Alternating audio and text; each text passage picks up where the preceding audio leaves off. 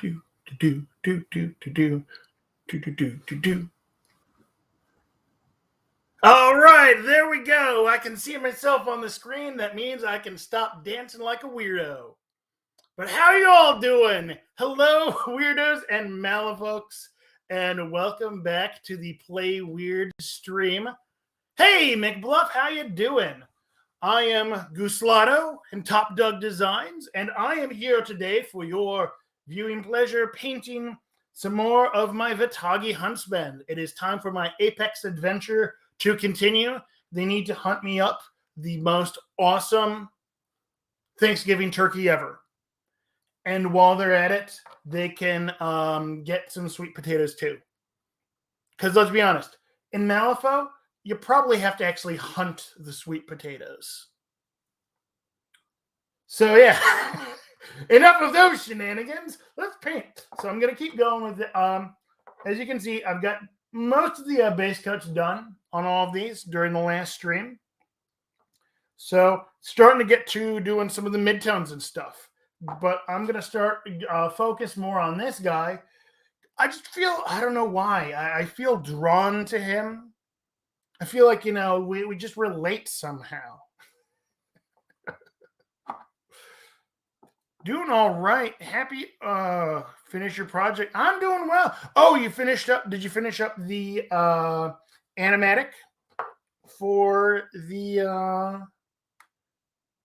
that you were working on? Or is this a different project we're talking about? Vortex Shaker goes brr. Yeah, Vortex Shaker.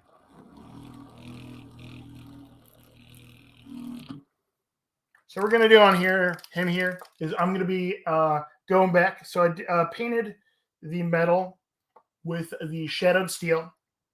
Went in, hit it with a Nuln Oil wash. Oh, man. Did you post it to the Discord? Because I was out at the Renaissance Festival in Houston here, camping out all weekend, so I didn't see the stuff.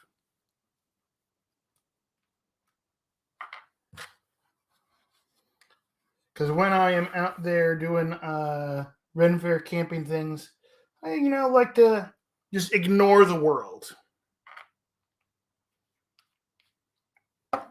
So yeah, so I'm going to be doing some dry brushing on these metals here. So I, started with the shadowed steel, washed it with the little bit of Nuln Oil. Oh, I will have to go look for that. I found how to. I'll just search for your name on there, but I will look for that after I'm done, doing all this stuff here. So yeah, so I'm going to be dry brushing those with the shadow steel to kind of bring it back up.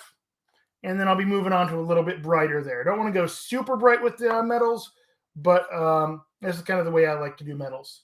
Also, I'm going to be using these. If you haven't tried these out yet, I learned this method from a couple of different great paint streamers out there. Brush for Hire and Cephalopod Studios have recommended this, where they, for dry brushes, instead of your standard buying a brush specifically designed for that for minis, I actually went to Target. And these are, I've got a bunch of these here. Tried one of each of them. One of each variety that they have.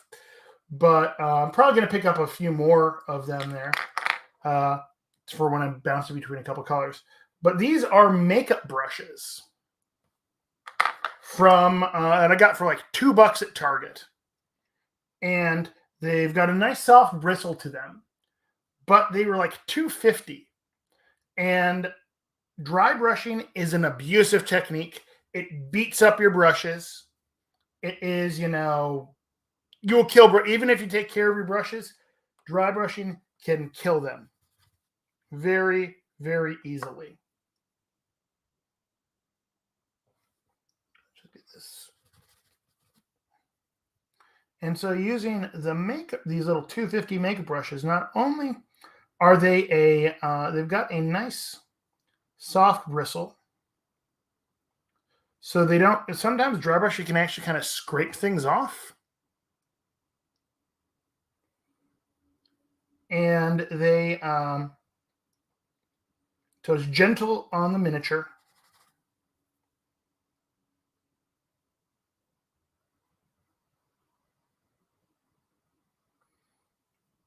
And because it's got this kind of rounded silhouette to it, it ends up giving it a very nice gradual dry brush. It's a little less aggressive than other dry brushes I've seen. And the other thing is, it's stupidly cheap. This brush was $250. If I, just leave it soaking in paint and it turns into a brick, oh no. It was $250. It was super cheap. Cost less than a paint. So the sadness is not there then. And recently, the brush company, Artist Opus, released their Series D, which is basically brushes like this. And now, I've had a few friends who have, picked up those sets, and they like them. But they said that they are pretty comparable to doing this. Now the Artist Opus ones, they're a little bit nicer. They got a very nice handle. And they actually do this interesting technique. I need to look into it a little bit more, where it is actually doing a dry brush where they take it, they wipe it off as a normal dry brush, but then they actually re-wet it, and apparently gives it a little bit of a less chalky look to it. I need to look into this technique. Actually, Angel Heraldez did a video where he does an entire model doing that technique. And so I need to look into that. It sounds like it's really got potential. If you've ever looked at any of Angel Heraldez's work, that dude knows how to paint. Also, super nice dude. So I've got that video saved to check out again sometime soon. All right, so I think I'm going to go up the next color, go into the honed steel here.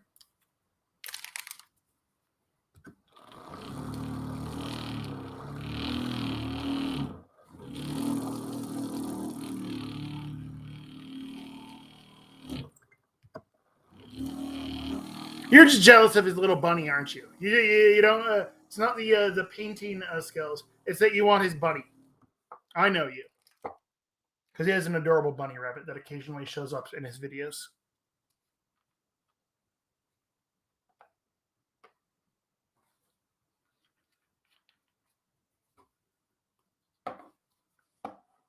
Hey, Matiha Lekovic. Thank you for liking the stream. How are you doing today?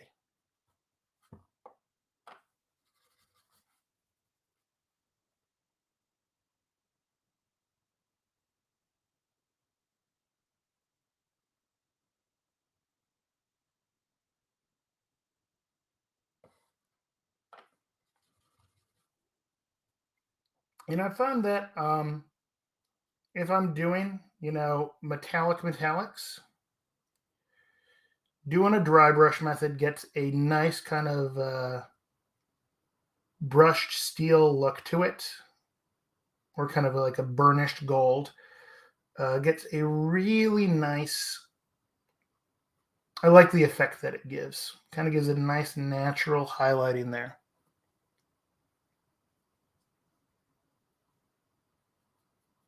And then you can go back in and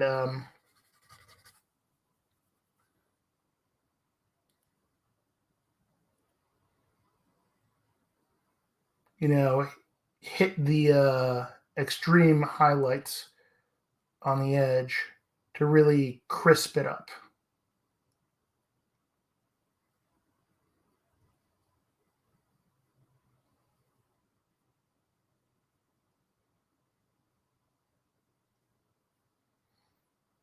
And I'm doing this first because then if I mess up an area, it's easier to go back and because I might end up getting a little bit of overbrush onto the boots or whatever. And I'd rather clean it up before I go in and detail the other stuff as opposed to after.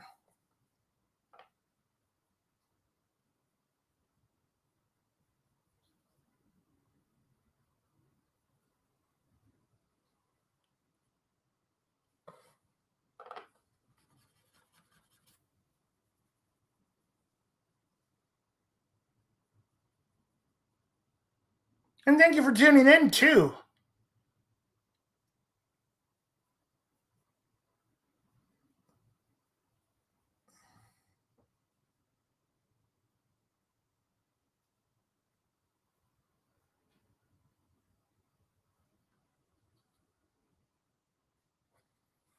I think I'm actually going to go all the way up to the bright polished silver there and just give it a really gentle one.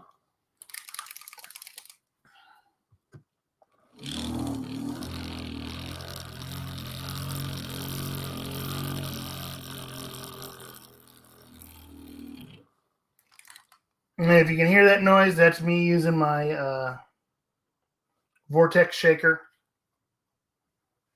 Super handy. Saves you get a really good mix on your paints without messing up your arm. So this is a very bright silver. Oh, good. I didn't know if you could hear it or not.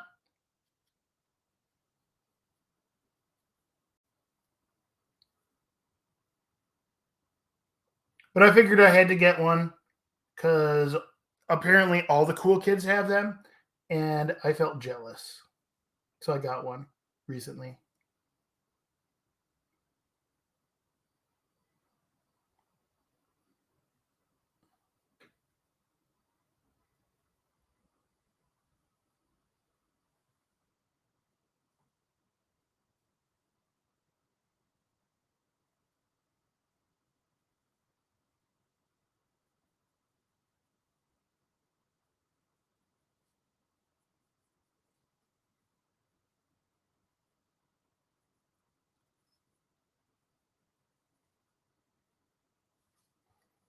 There we go. I'm liking how that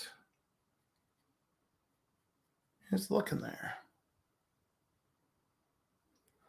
Well, see, that would require me to buy a reciprocating saw.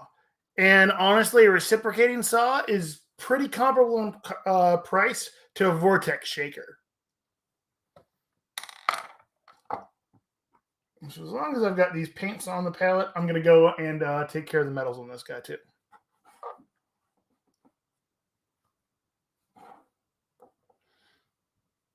Hey, thank you, Tiago.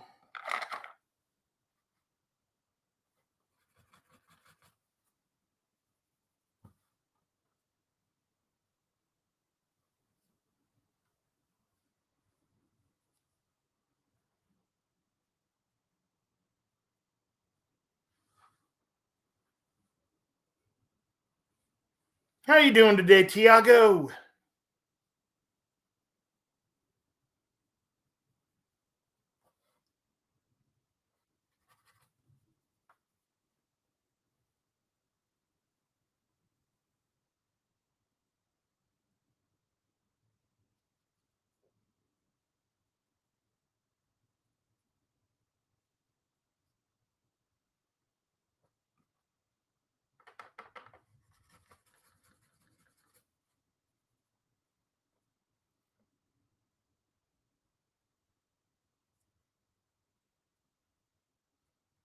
Hope everyone out there had a lovely weekend.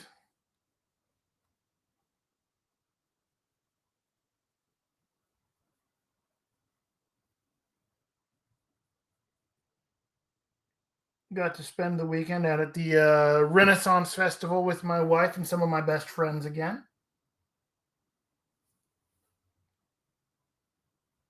So that was a blast.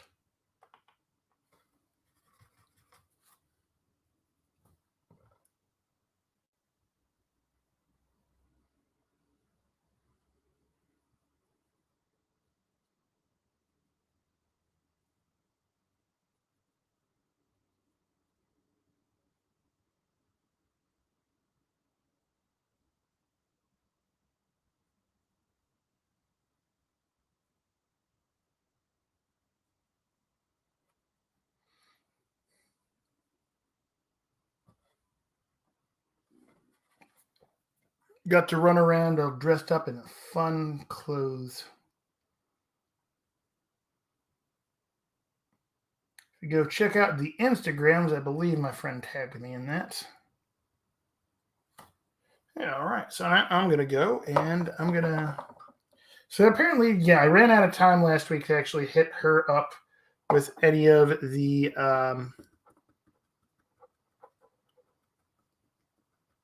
metallics. So I'm actually going to. So I've got to actually, brush this on there. So I'm cleaning my brush here for the moment, so it doesn't totally dry with that in there. Okay.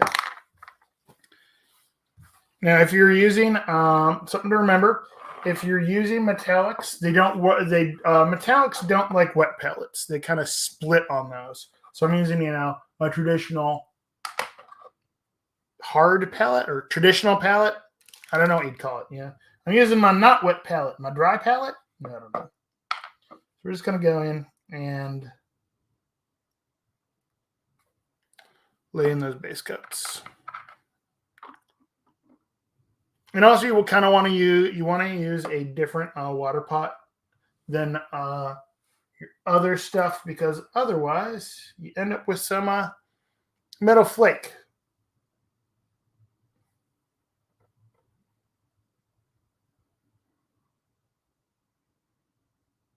And we're just gonna lay in those base coats on her metallics.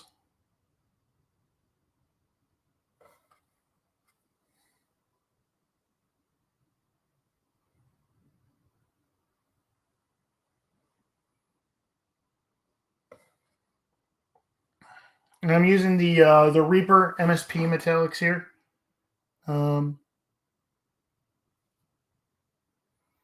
If anyone's got any recommendations for other metallics, because these are good. They seem to have a nice small metallic particle. I'm always up for more recommendations, especially when it comes to good metallics there. There's a stuff that I've seen advertised by Green Stuff World that looks like super chrome. You really want to try it out. Because usually when there's something that, crazy bright metallic, there's like some downside to it. Like it's, it's like it has to be an oil paint or something, or I don't know. But I don't know if that's got any of those problems with it. So, like they have a really it looks, they've got a, recently posted some pictures of like a Silver Surfer. And he looks like he's straight up made out of, mercury, like liquid mercury. And it's really, really cool. So I'm kind of inspired to try something out with that.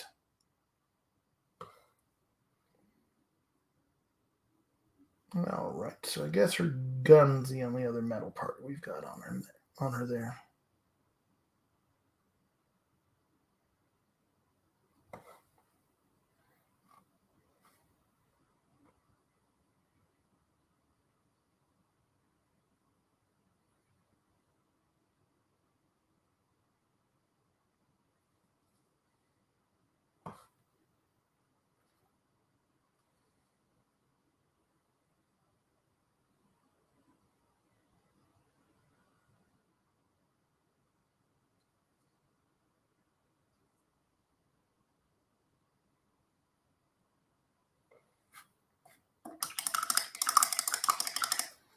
All right.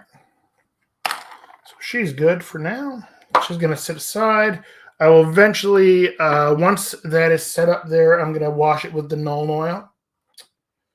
But I think since this guy's metallics are pretty solid there, I may go back in and, touch up the edge highlight on it there a little bit later. But I want to get going on other parts of them there. So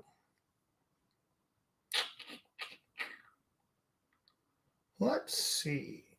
I think I'm going to hit the cloak, and I'm going to, hit that with a gentle dry brush on the cloak as well. Got to help popping it get started, and then I'm going to go in detail with the actually layering it in there a little bit more. And the vortex shaker goes brrr.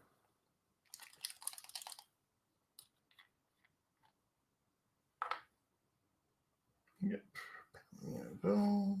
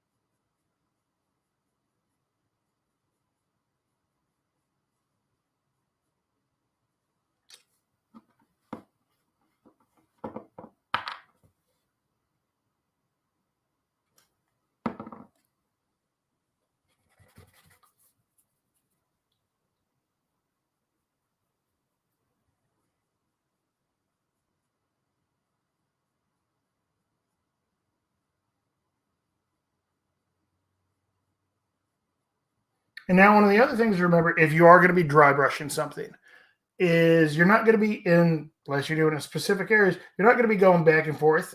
I am brushing in one direction. So light, basically, you think light's coming from here, moving this way.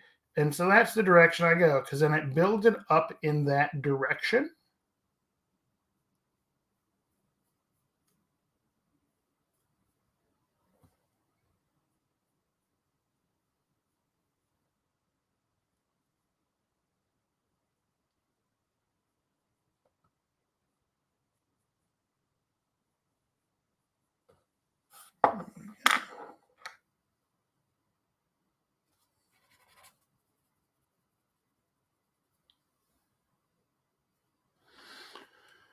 Ooh, what is my favorite thing to paint?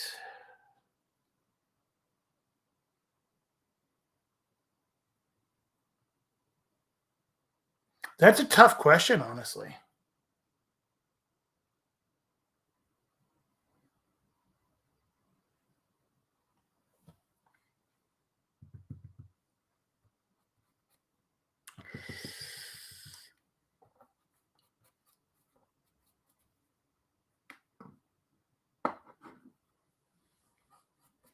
So my favorite kind of piece to do, I love doing dioramas, by the way.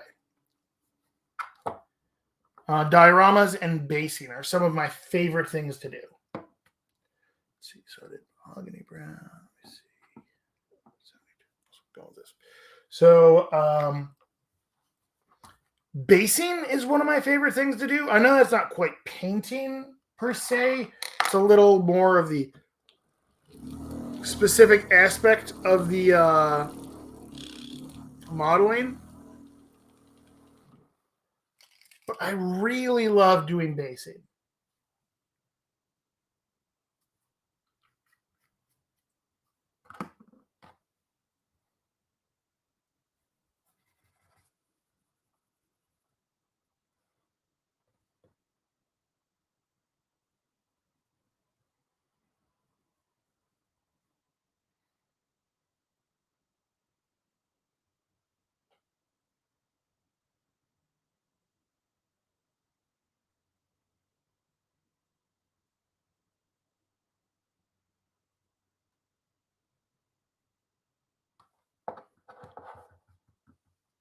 I found that as I moved more towards a glazing type style, I do really enjoy doing skin tones as well.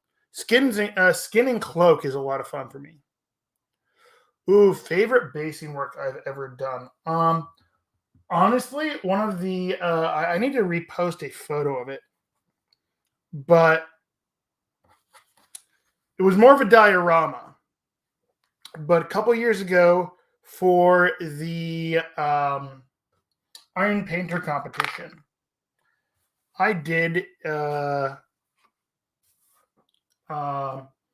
sculpted kind of an original thing. It was a I'll think about that after I tell my story. So the Iron Painter competition, I did it was called night fishing, and I used the guy from the dude from the Bandersnatch, the guy with the lantern. And he's in a boat. He's like, "What's this?" And it's a gigantic anglerfish, got the lure sticking up above the water, and then you see from below this gigantic, anglerfish, which I sculpted out of Sculpey, and is going to bite it. And I ended up using close to way too much resin. This is why math is important, because I totally I messed up the conversion from like milliliters to ounces, and way underestimated the amount of 2-part resin I needed for it.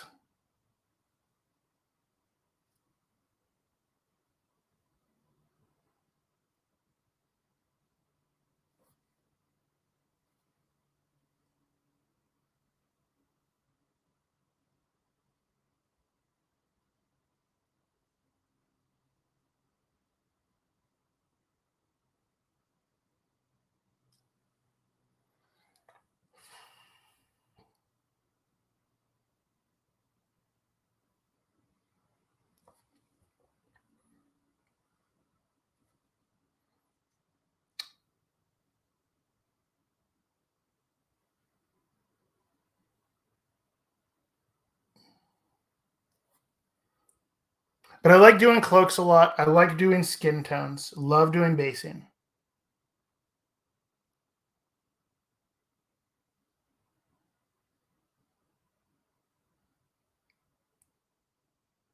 Like project-wise, dioramas are some of my favorite things to do. And honestly, I view basing as like doing a mini diorama. Least favorite thing to paint, I think.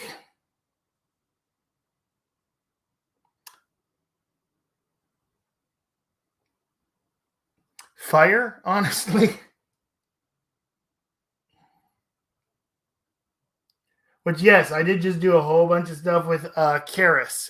But there's a reason I moved on to these guys instead of going back and doing Karis after I finished the Carver. It was because it was driving me slowly insane. I felt stuck in the chrysalis of misery on that one.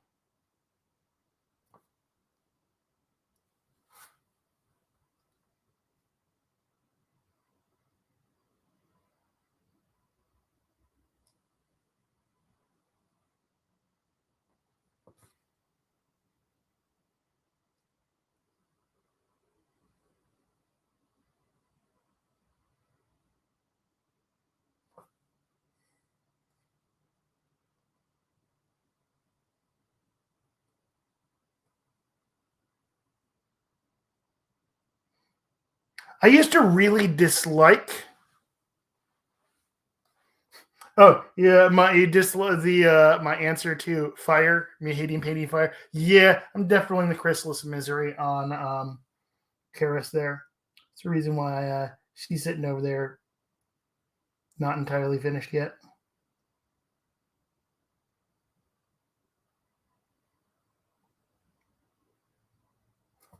So I'm gonna go in here and I'm doing some starting to put in the next tone up on. So this is what I dry brushed them with. But then I like to go in and I'm gonna clean that. I'm cleaning it up, adding a little bit more of this crispy in the tone, as it were. And it is going to get one more higher highlight.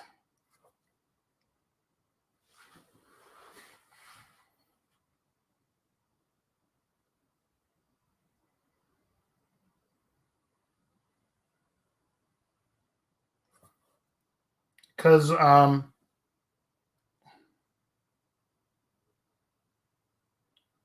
Oh yeah, the it's a gigantic anglerfish. I believe the title on it was Night Fishing.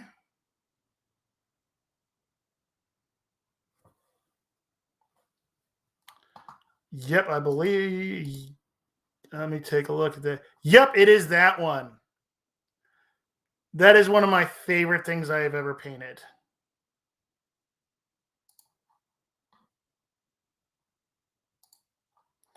And the thing weighs like 5 pounds because that's a solid brick of resin.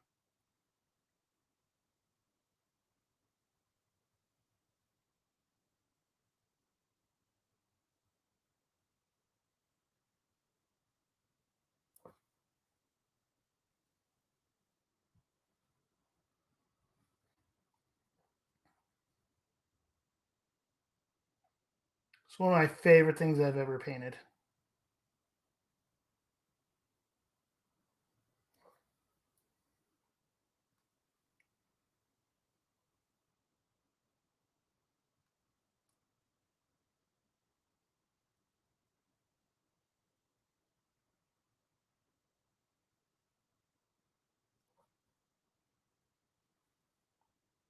Thank you.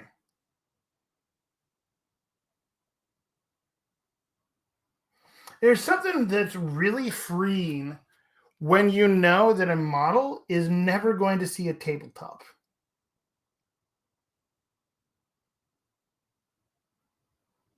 Because if a model is going to be on a tabletop, you know that it's going to be under, multiple circuit. It's going to be viewed under less than ideal circumstances. But for that competition, because it's, entirely an online competition, and I'm photographing it. Now it looks good from multiple angles. You got to, take pictures of it from several angles, put it into that, collage there, like I did.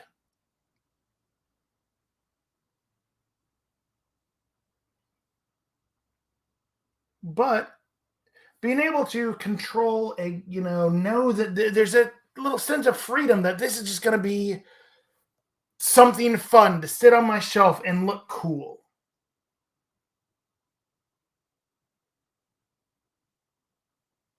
And really, I love doing that I am painter competition because it really has allowed me to um, push my boundaries as an artist.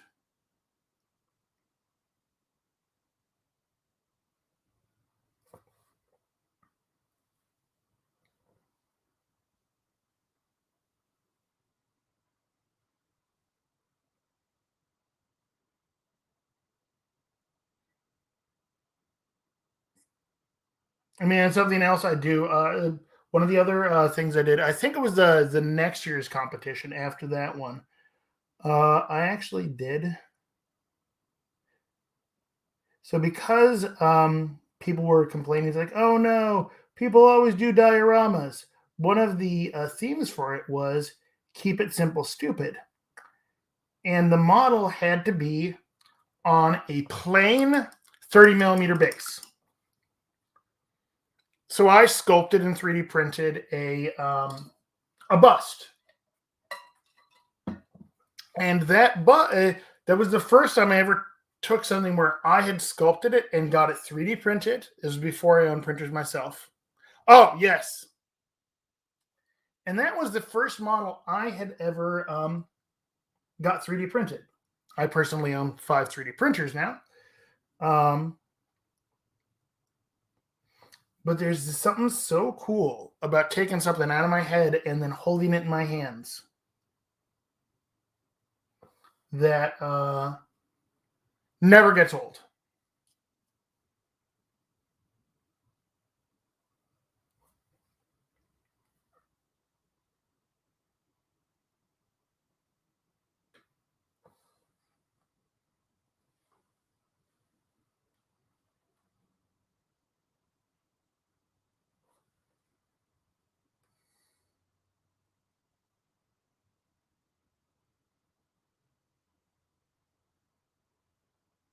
I mean, I look at that sculpt now and go, "Oh man, there's definitely When it comes to sculpting on it, there's definitely anatomy issues, and I know better how to 3D print something better now.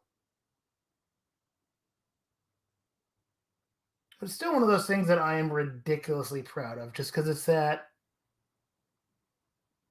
it pushed me and I expanded my boundaries. And really, because obviously that's never going to see a gaming table anywhere.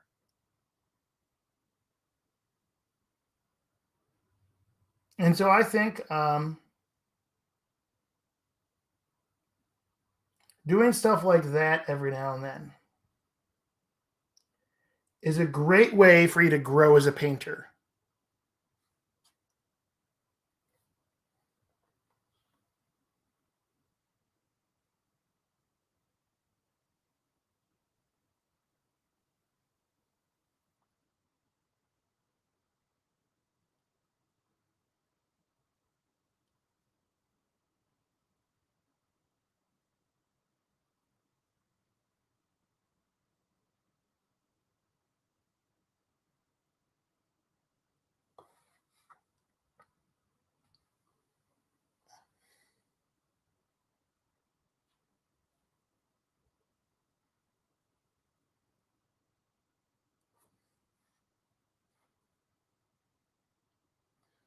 And when you're, and so I think that sometimes, when you're trying to paint something just to, put it onto the table, yeah, you can grow as a painter there. But a lot of times, I want to get this on the table because I want to play with my toys.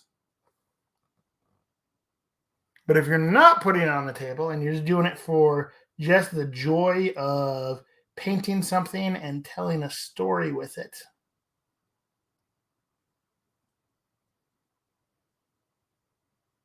can do it really helps to grow as a painter then.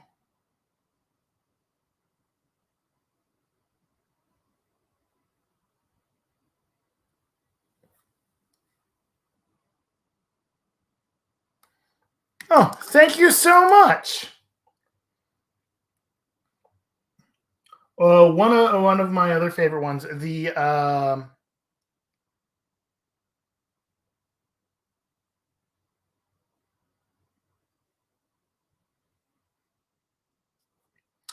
what is it? The I think it was called Good Clean Fun. It's Mancha Roja in a little Bayou wrestling match with a bunch of the wrestlers. That one lives in the display case at my local game store. That one's so much fun.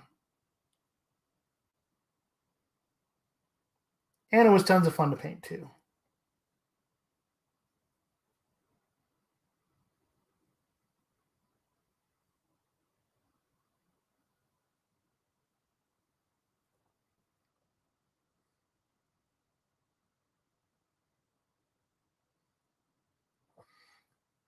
And so I don't tend to oh, that one, that one's fun. I loved doing that. That one was really pushing it for me. So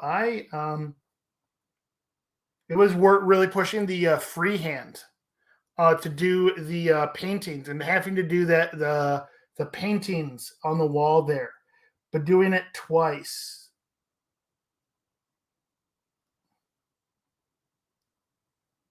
was a big challenge for myself.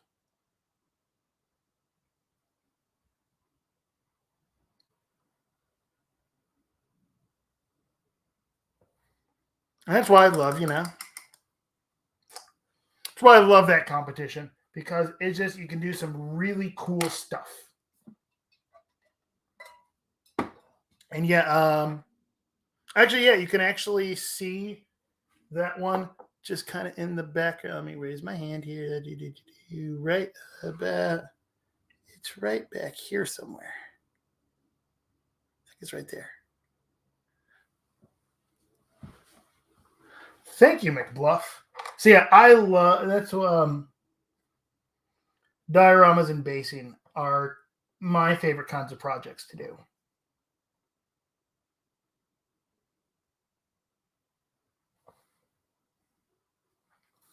Because that's where you really get to go artistic with it.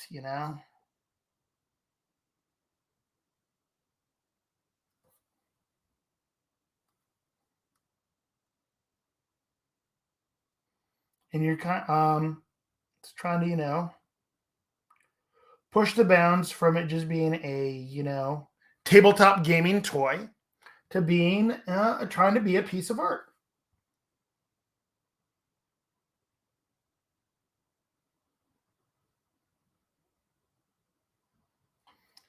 And if you and on your best days with that, you can really I feel like dioramas are a really cool art style. And if anyone wants to look at some really cool stuff right now, go onto the forums and take a look at all the entries for the Rotten Harvest competition. Go in there, look at them, see all the cool stuff, drool over them, go, oh wow, I'm gonna go just hang up my brush now. And then vote on your favorite, because there's just some really, really cool stuff in there. I didn't have any time this year to make an entry for the Rotten Harvest. But there's just some really cool entries in there.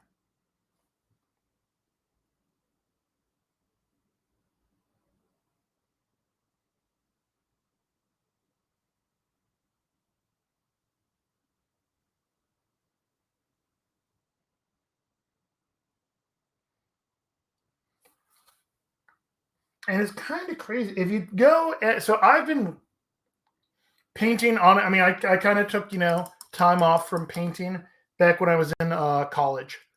But I've been playing miniatures games since earlier than I want to admit. Probably the early 92, 93-ish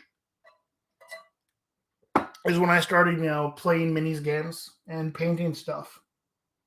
Maybe 94. But the early to mid 90s is when I discovered minis games.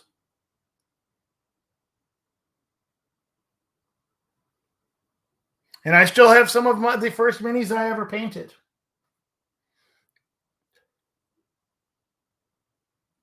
But I treasure those because that just shows how far I have come.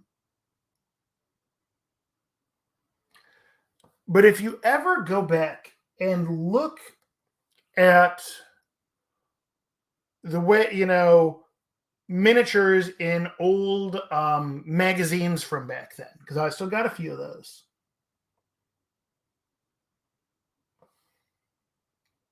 The level of quality in painting over the last, 30 years has gone through the roof. That there's stuff that, if you look at the stuff going, wait, this won this competition back then? It's just got the quality and technique for miniatures painting, and the more and more artists are coming to it. And I think it's just really cool that I've seen, within my lifetime, how much it has really been elevated.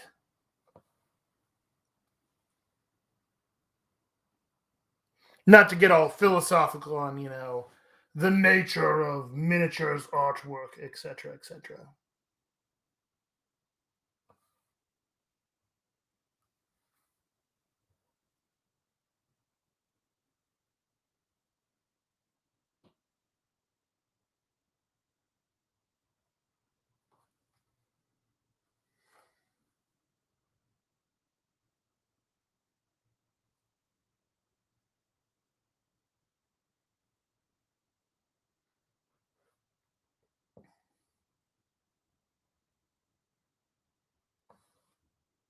And I think that one thing that's really helped to elevate minis painting is the rise of the internet.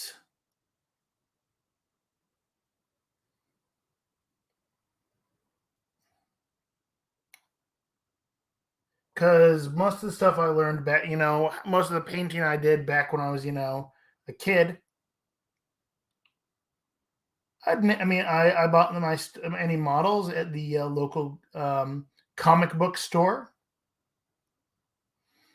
But I didn't, play against random people at the store. I just played with my brothers. Because, and some of my friends, but mostly my brothers. And I didn't really have a shop where I could go and play minis games.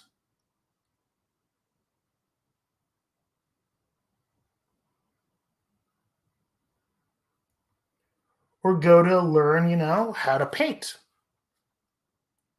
And so at the time, I thought I, invented the coolest thing ever. Because this was also before, or they may have existed, but I didn't know about them. Was, washes, or, if you're going by the GW name, shades. So, washes and shades and those sorts of things. I'd never heard of those. I didn't have, a source to learn about that.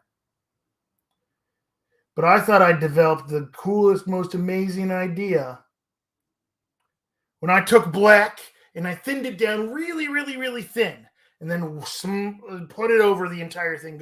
And I, gave that look of, gave it like a wash, and I effectively invented washes for myself. I'm certain they existed at the time, but I didn't know about them. And the internet, now you go, oh, how to paint a mini. You can look it up and you can find all this stuff there. And I love that.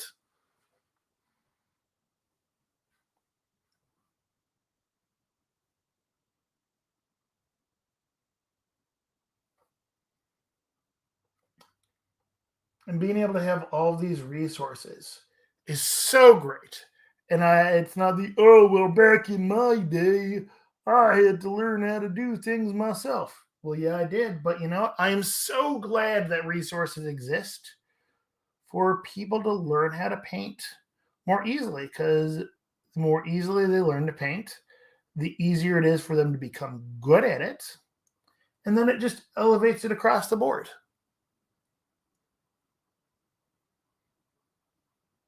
Like, I got a bunch of old White Dwarf magazines, and I look at what passed for like the most beautiful possible things ever. Oh, it is hilarious to see how far we've come since then. Oh, and when it comes to basing, oh my god, everything was painted with like a bright green base, because grass is green, but we're talking like this bright green around the entire base, and it's kind of hilarious, and I love it.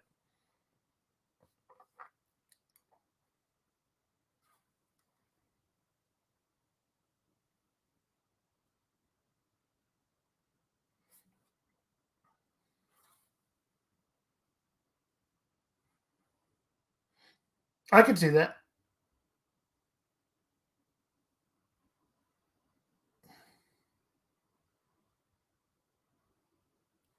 But was she painting in the early 90s?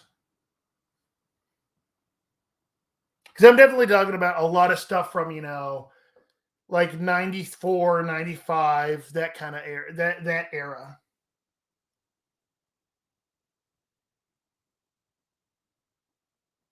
Back before, because back when I got started, there was like two GW stores in all of North America.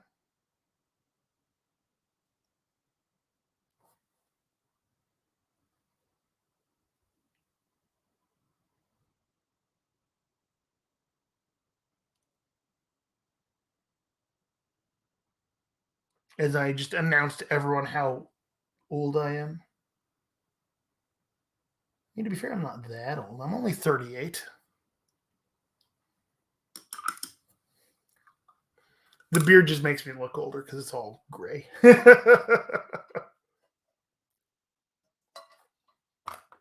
All right. I'm going to go on and start doing more of the flesh tones here.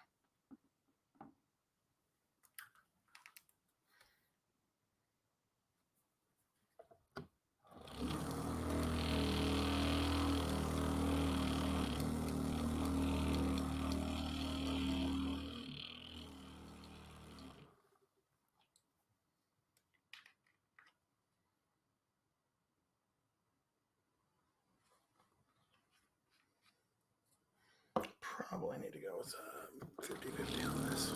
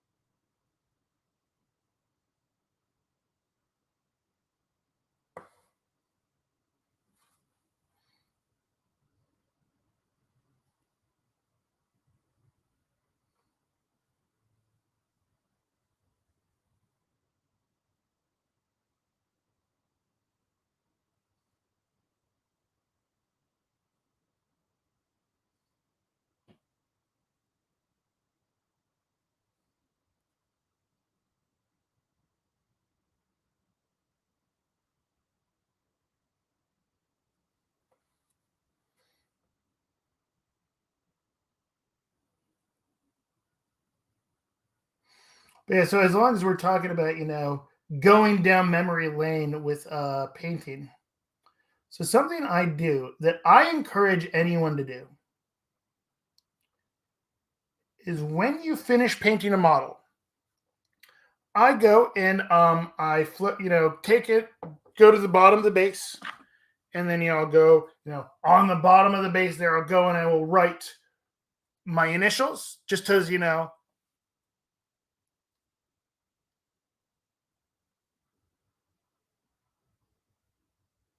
Oh no, I defeated you on that one. I sorry. It's one of those things with those competitions that I always I love that it's head to head, and I hate that it's head to head. That it's that elimination thing.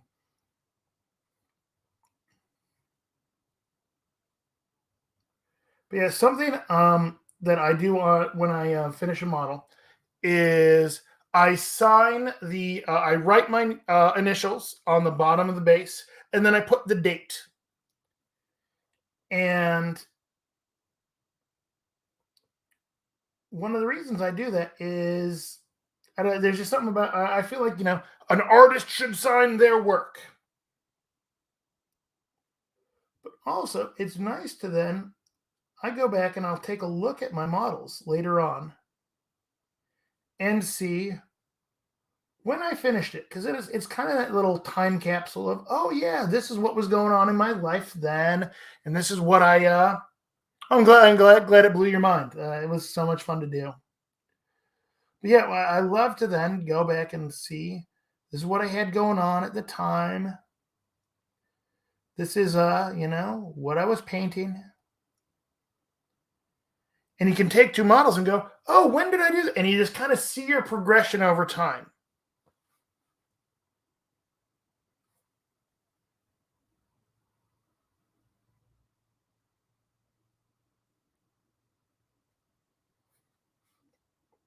And that's something I love to do. It's to go back and see, oh man, so this is, I painted this at this time, and then see improvement, which is always cool. Like I love looking at some of my old the first year I did Iron Painter and looking at the models I entered for that, and they were good, they were fun, and then I see, oh, from this one to this one, I learned how to do this thing.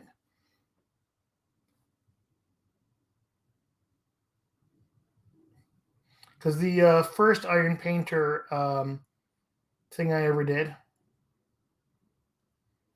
was the first time I ever used any kind of water effects.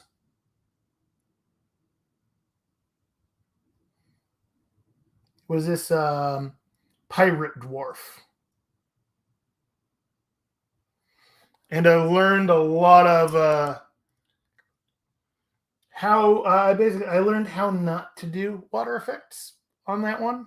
I mean, it turned out nice, but um, it leaked all over the place,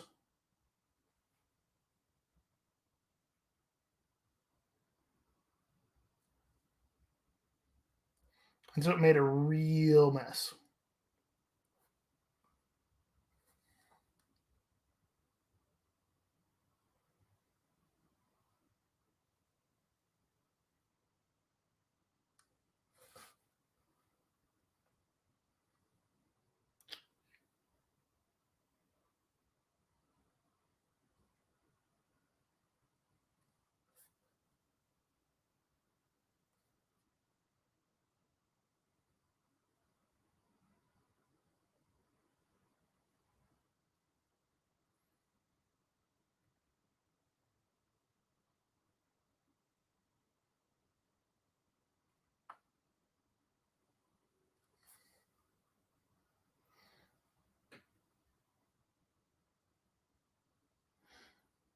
Oh yeah, this was before. So I didn't know UV resin was a thing. I did it with Actually, I still got some of the Secret Weapon Minis realistic water, which is like the old school water effects. And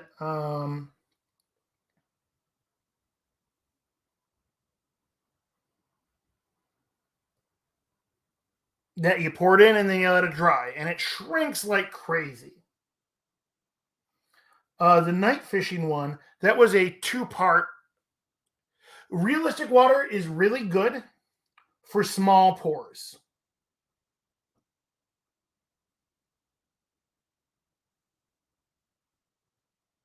For large pours, you want to use a two-part epoxy.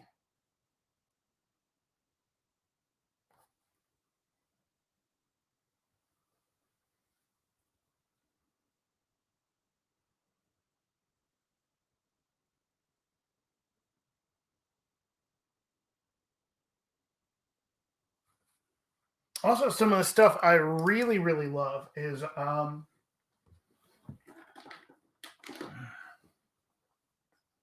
this stuff right here. Realistic water ripples. And it's this gel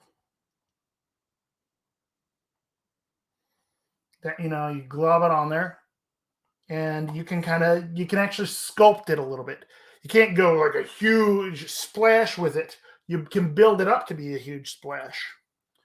And so this stuff, really, really cool, because then you can end up doing kind of, an effect like this.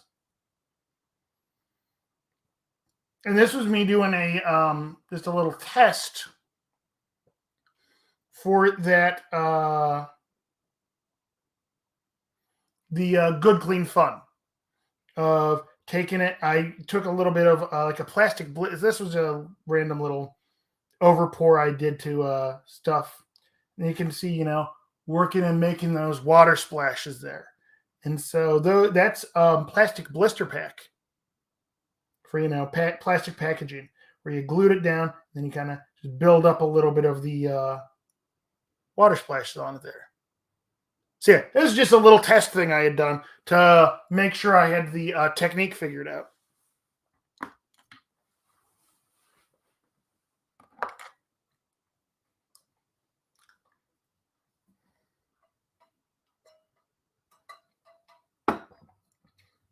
And so I was doing that as a test for the Good Clean Fun diorama.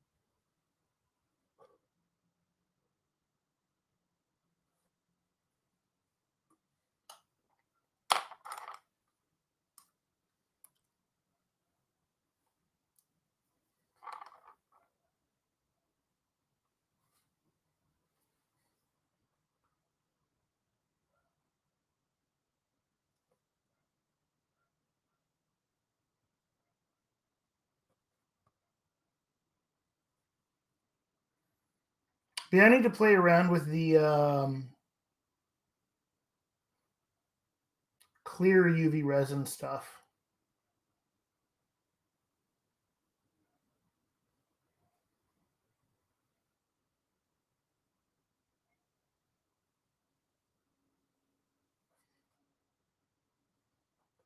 Got a big old bottle of it because I've got for my printer.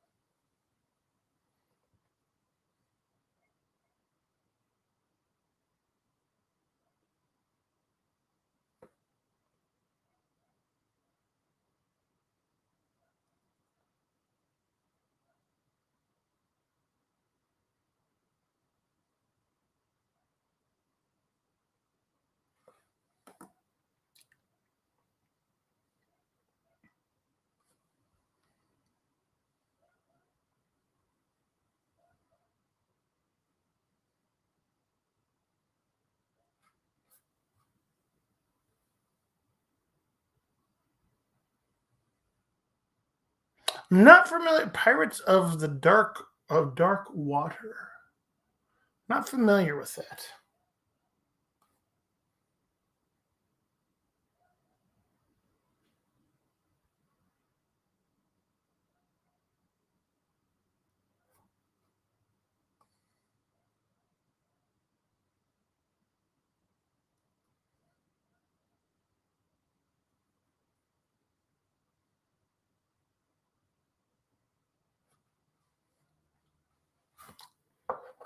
Let's see.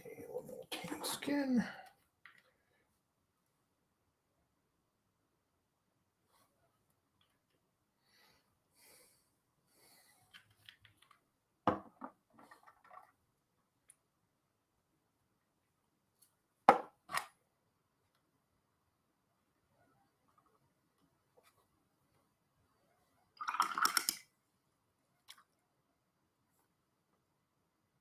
Ah,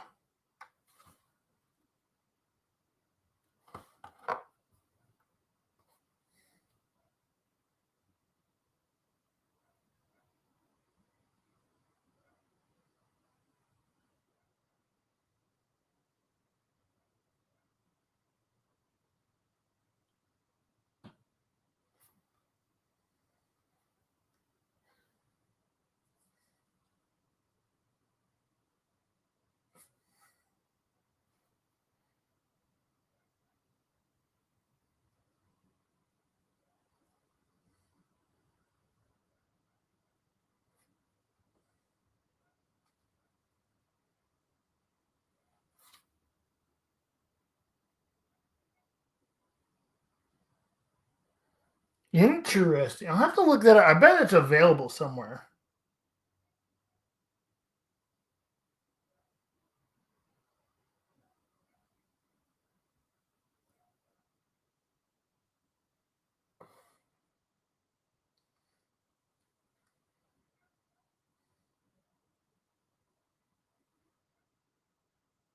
That just sounds like fun.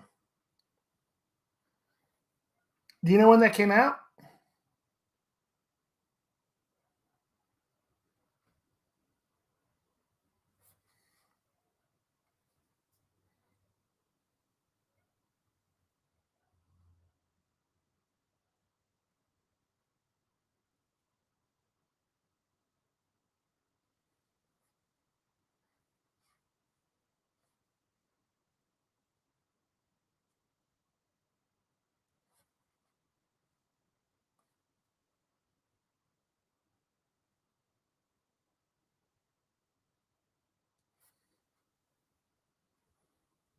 91. Okay.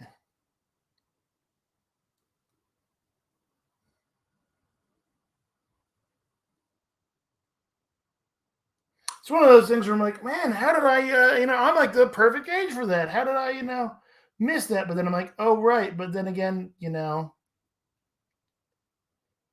if I didn't know it existed just by having tuned into it, there wasn't that built in way to find.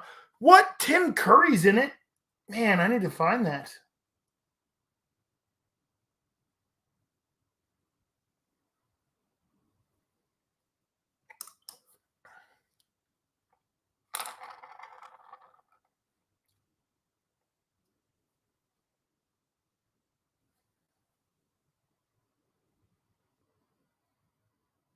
Because I love Tim Curry.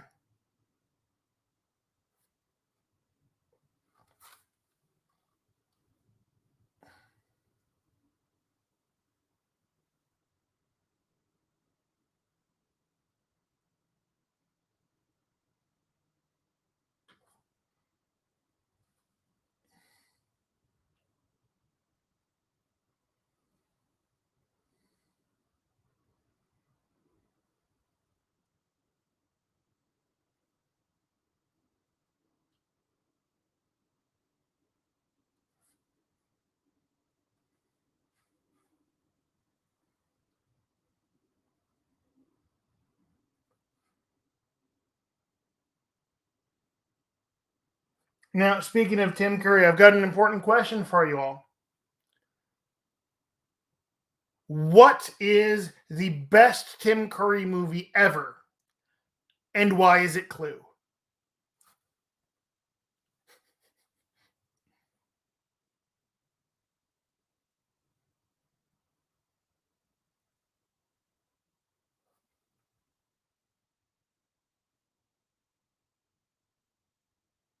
Hey, welcome back, Haunted.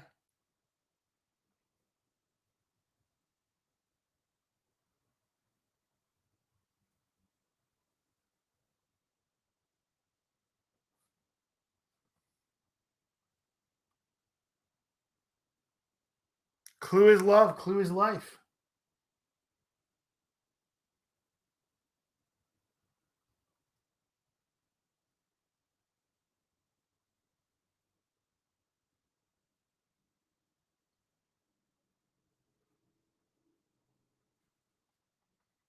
Okay, I'm loving how this guy's skin tones are looking.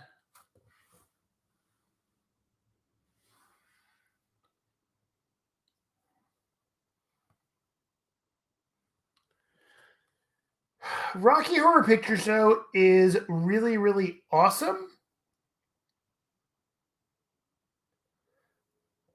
but Clue is a more cohesive movie. The story from Rocky Horror Picture Show is really disjointed, and it's a great cult classic. But Clue is a more the storytelling in Clue is better than in Rocky Horror Picture Show.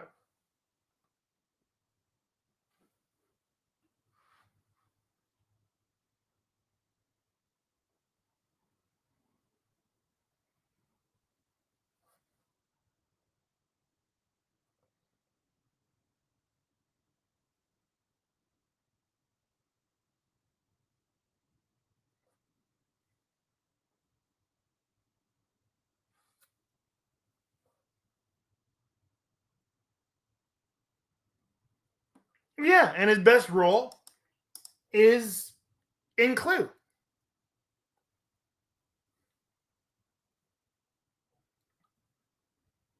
because he makes that movie.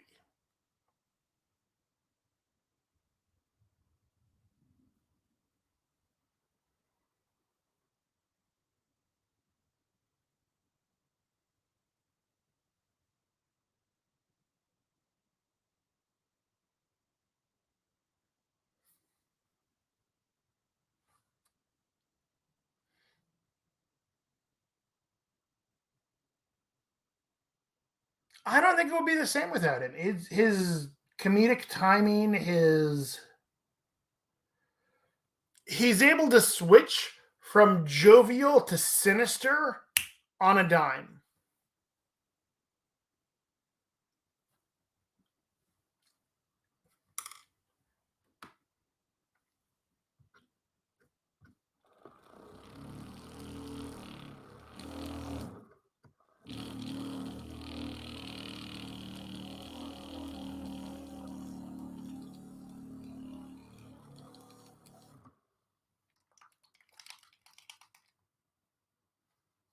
Okay, that's one I'm not familiar with.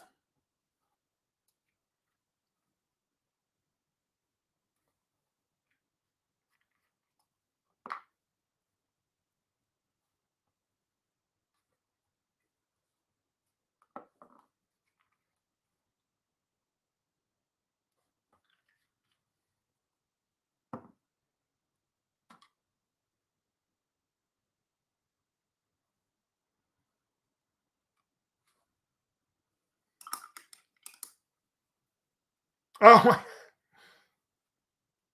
Tim Curry has music releases?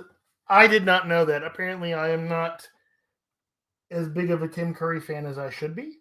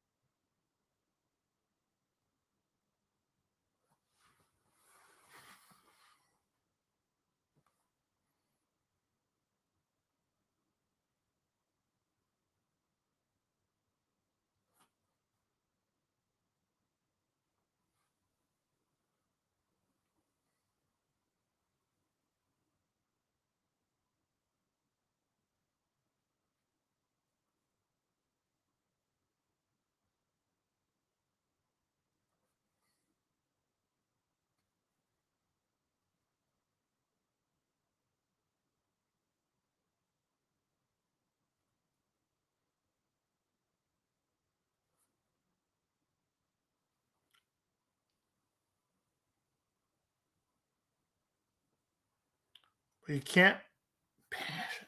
What's passions?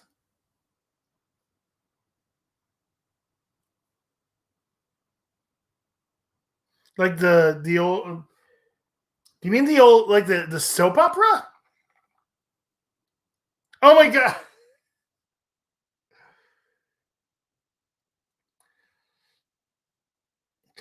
I never watched that, but I remembered when that was on TV, and that had to be so. I That's something I never watched, but I heard people loved it or hated it. Didn't it have creepy, weird little magical baby kid or something like that?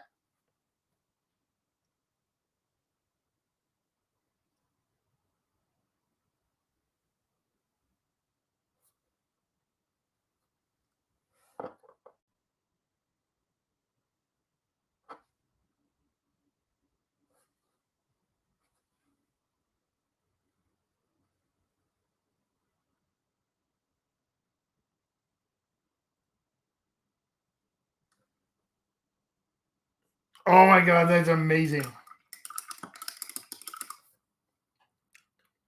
All right, I'm liking how this guy's skin tone looks.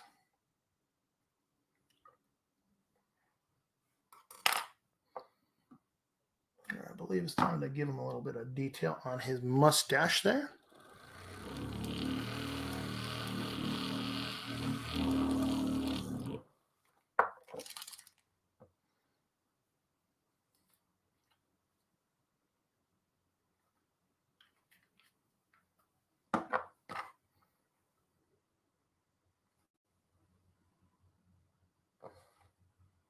Well, let's be honest. How often does Passions, the show, come up in a conversation? You're allowed to get passionate about it.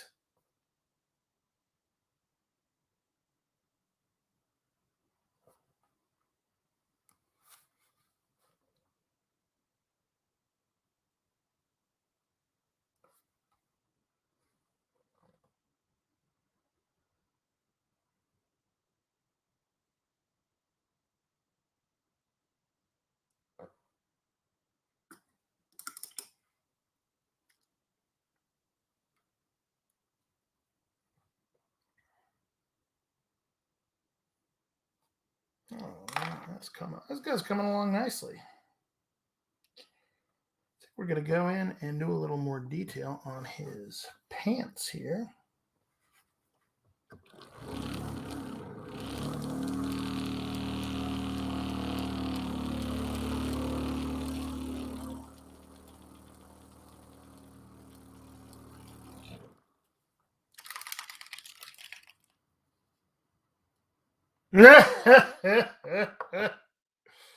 Oh, goodness.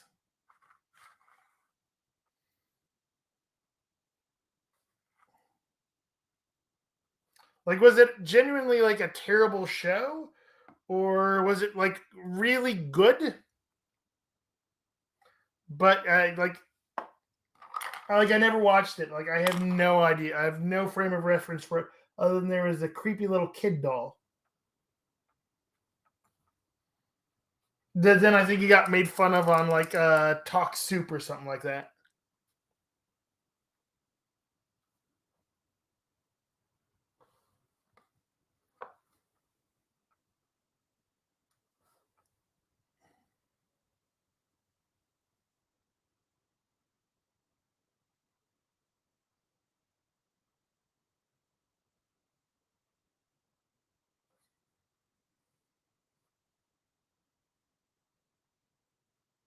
So more of one of those things to watch ironically for how terrible it is.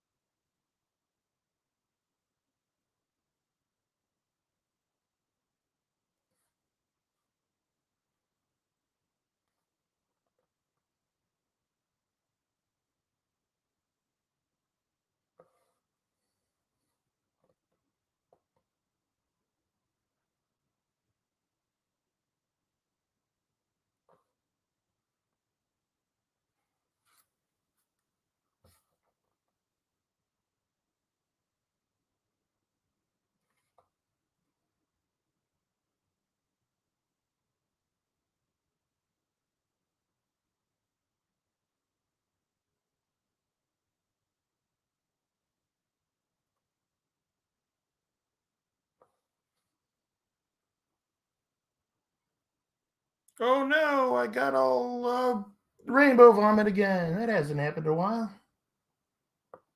Oh, I'm back.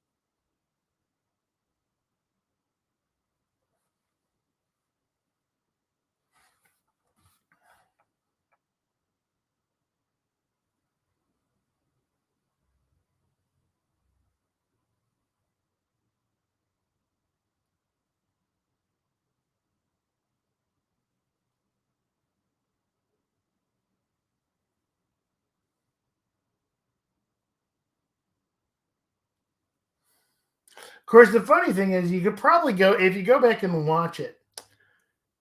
There's so much random supernatural stuff now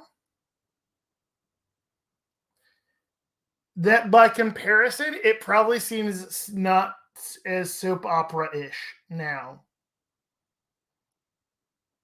Like based off of various random vampire drama things you'll find on like the CW.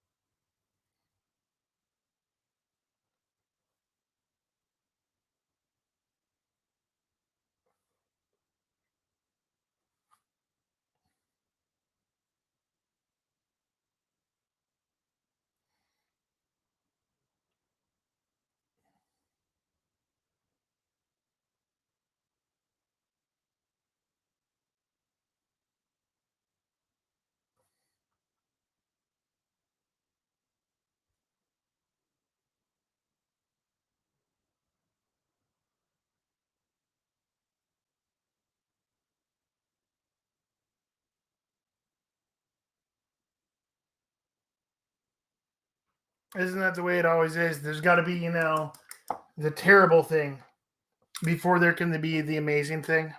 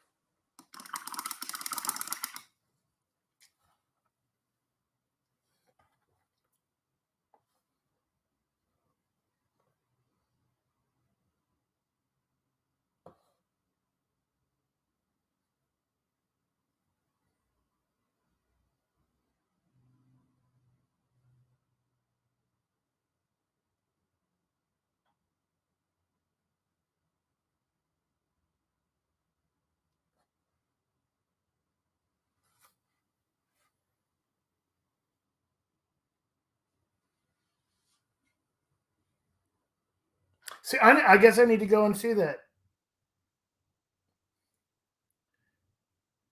Doesn't that somehow tie into the Sabrina show?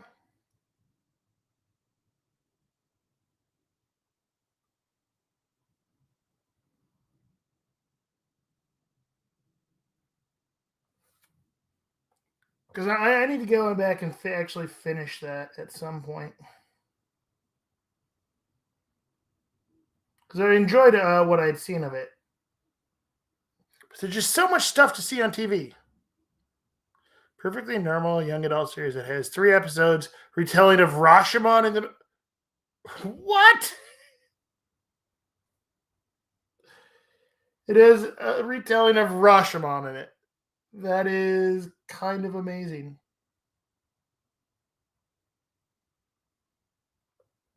That makes me want to go back and watch Rashomon again. I've not watched some. I haven't watched any Kurosawa in far too long. I need to go back and watch some more Kurosawa soon. It's been far too long since I've watched any Kurosawa.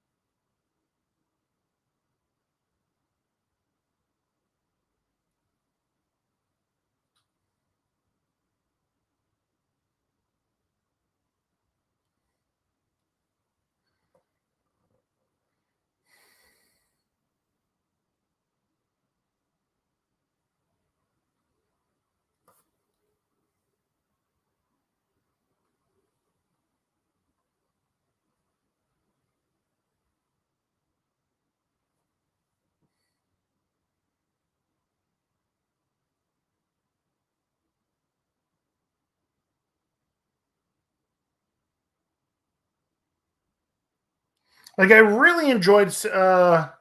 Hey, what's up, Jotun Wolf? Thanks for tuning in, man. Got to see a little bit of your stream there earlier today.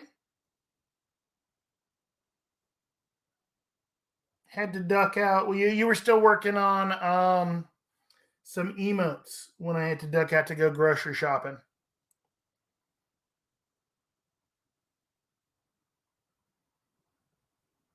So yeah, Jotun Wolf is one of my friends who I know in person. I've reached out and gone pook pook pook. Okay, that was weird, but no, got one of my friends from around here.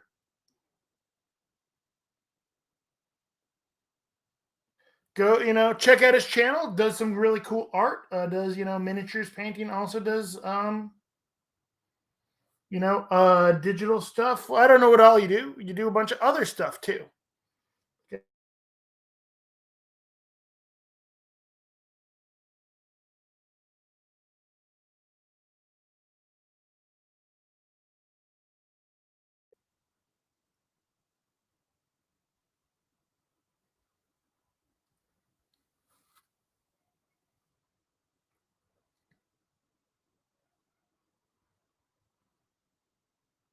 It was good to be able to actually catch you when you were streaming because there's a lot of times where I've noticed it's like, oh, hey, Jotun Wolf is streaming, but I was like, oh, he popped on right as I have to log off to go do other things, and so then I feel bad because I love to support my friends when they stream.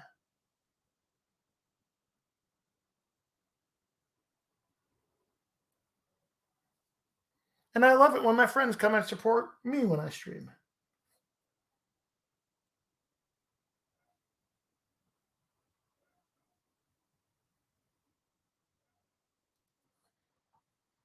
Yeah, this guy's starting to come along really nicely. I'm digging this.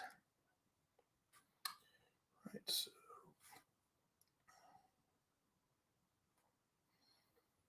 need to do those skulls.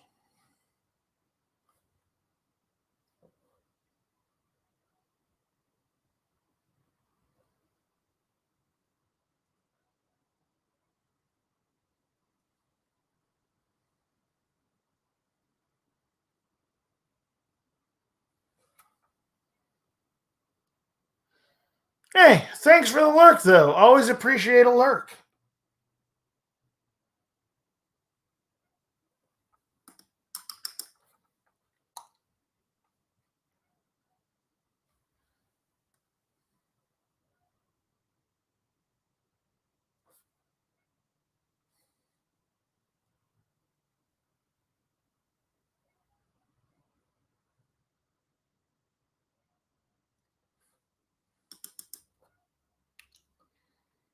All right, this guy's looking. I'm digging how this guy's looking.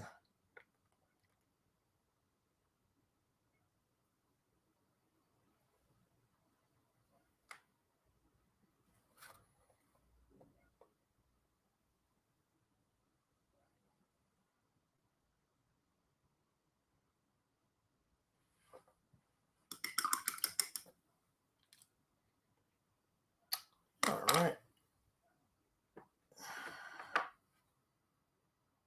Yeah.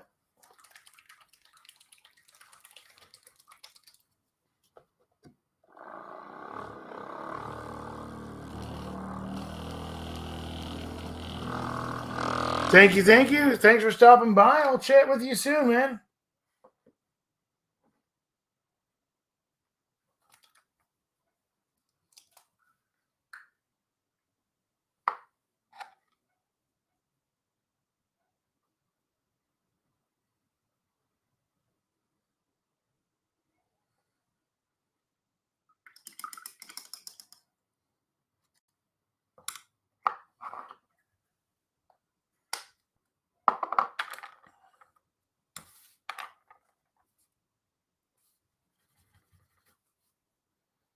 You too, man. Thanks for stopping in.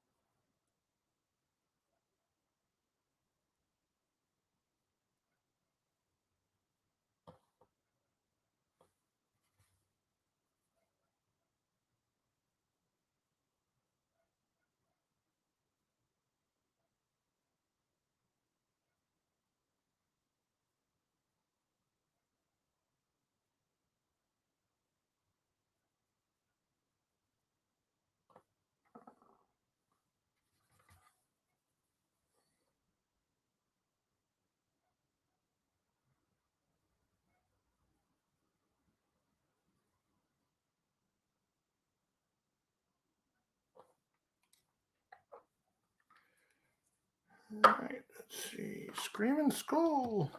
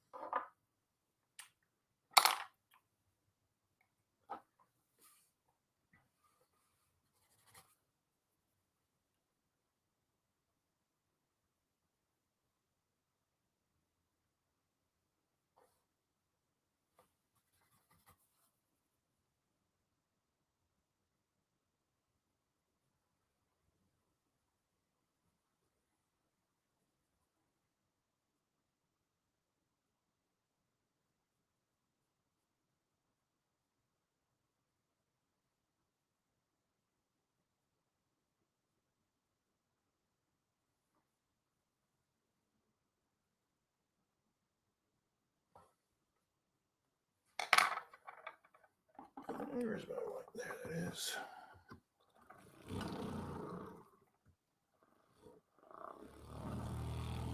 So what's everyone else working on lately?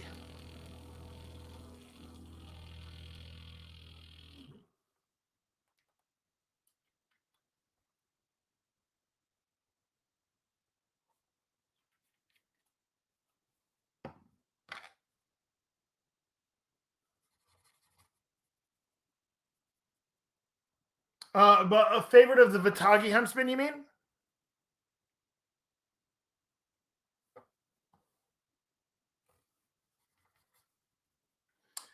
This one right here.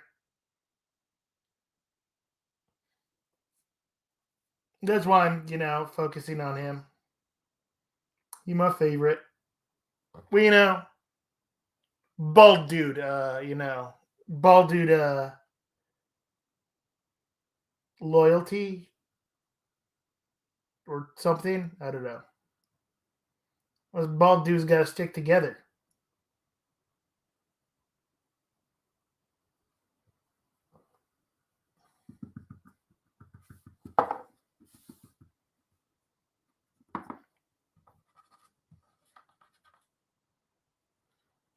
Oh, doing an oil like oil wash, or make it doing it to look like because actually using oil paints. It's one of those things that I really need to try out at some point. I've seen some really good artists doing a lot of work with oil paints lately. I've just been hesitant to try them. They kind of, I feel like I would totally poison myself with them. Yeah, yeah. If you haven't noticed, I lick my brushes a lot, and my understanding is you should probably not do that with oil paints. And so it's one of those things where I haven't really done it yet because I haven't pulled the trigger on it because I feel like I'd probably okay. No, I would definitely poison myself, and we don't want that.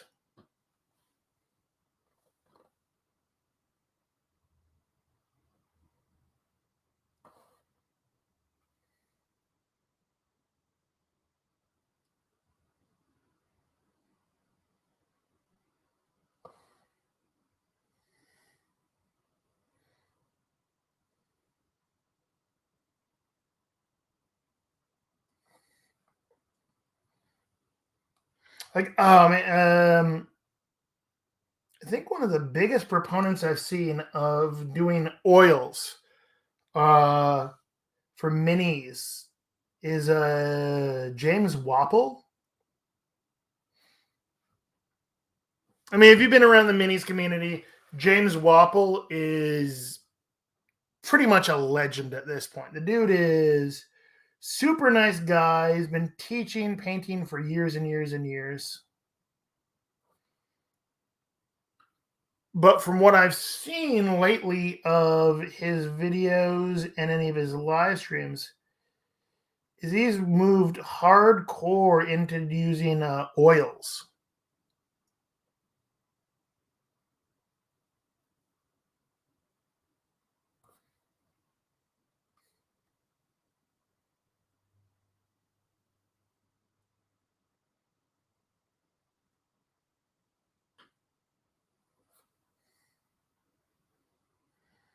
So I feel like I just need to sit down, watch a bunch of his videos, kind of learn what I would need to do for that.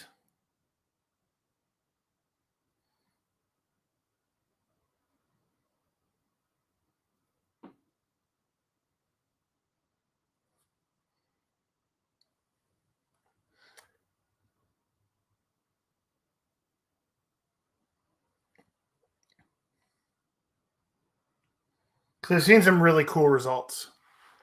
Oh, James Wapple. James Wapple. I think Wapelius.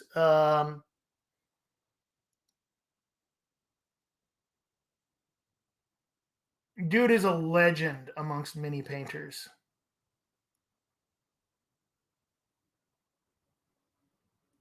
And is a super nice dude. So that's even better.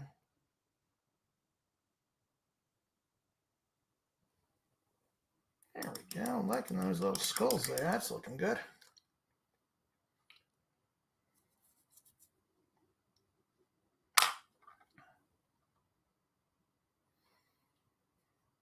Okay.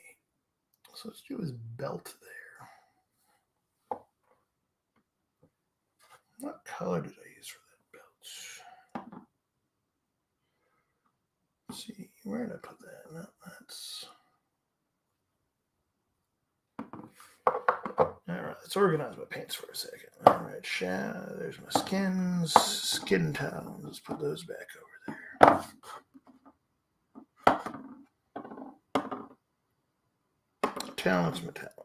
Metallics. There's a gray. What's that one? Okay.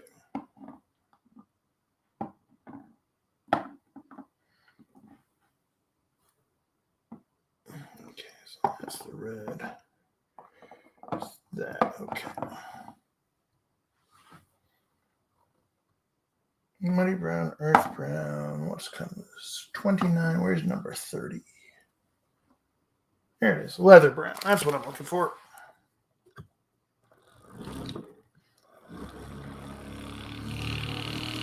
But yeah, look up James Wapple.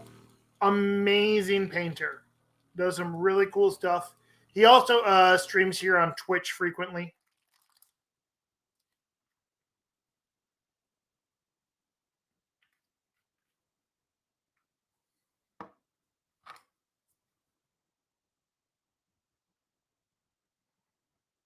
So worth checking out.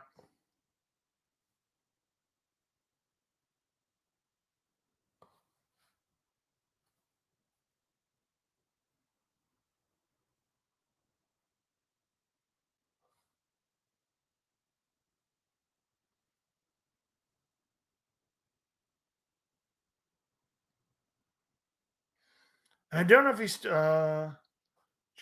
Wapple.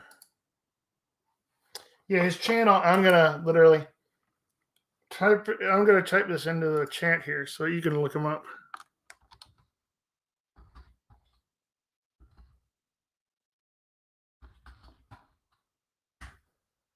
That's his Twitch. That's his Twitch stream.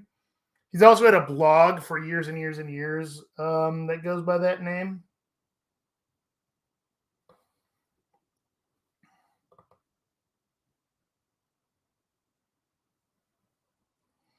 Definitely worth looking into if you haven't heard of him before.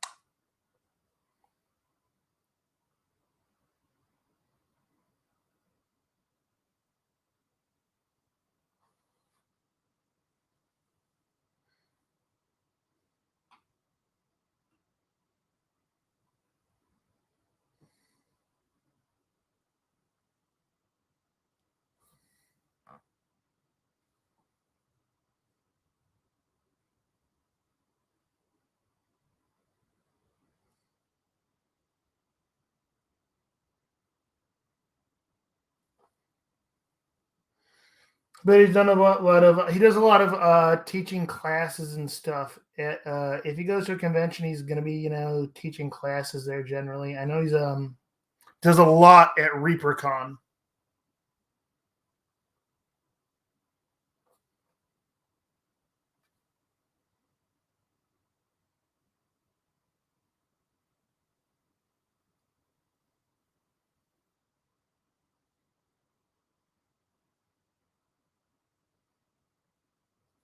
Super nice, chill dude.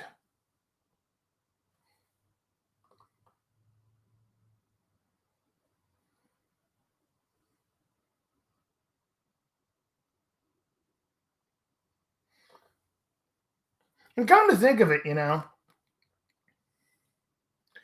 most of the mini painters that I know, super nice people.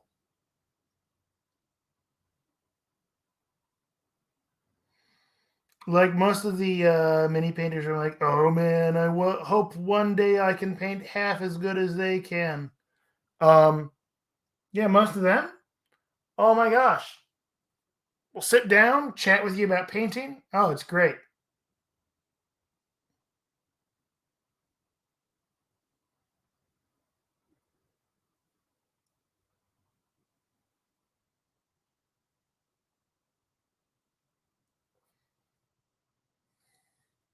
It's honestly one of the things I love about the miniatures arts community.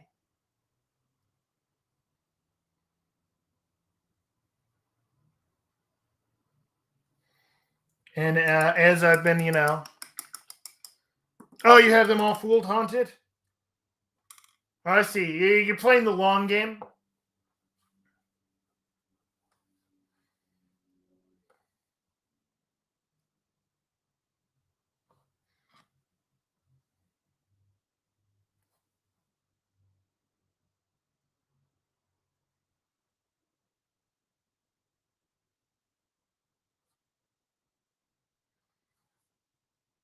Hey, what's up, Endo Fire? How you doing, man?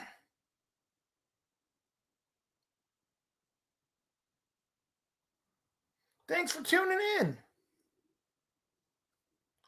I miss you, buddy.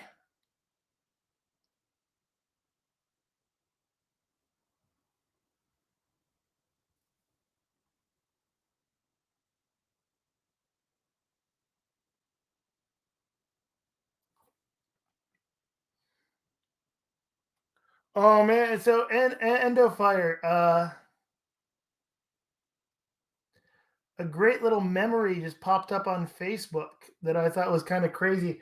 From that time you came down and visited down here during a Ren Fair, and we went out to Ren Fair together. That memory just popped up in my stream like today or yesterday or something like that, and I thought it was totally appropriate because I was at it Ren Fair all weekend with Laura and some friends.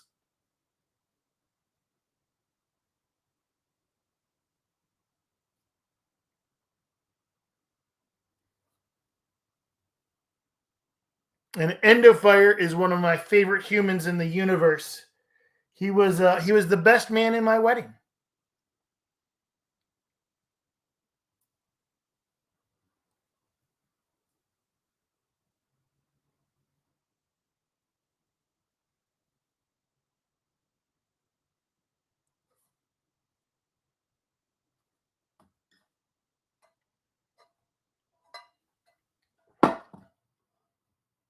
Kataran Lama? Is it Kataran Lama? Kataran Lama! Thank you for Waldoing, I guess.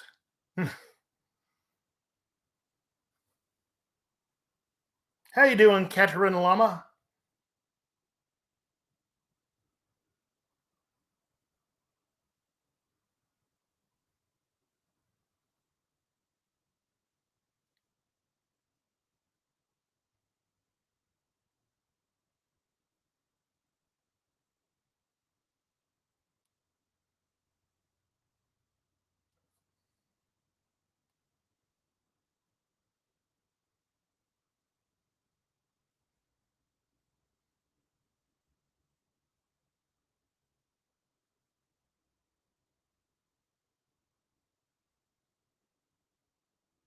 You want ants? Because that's how you get ants.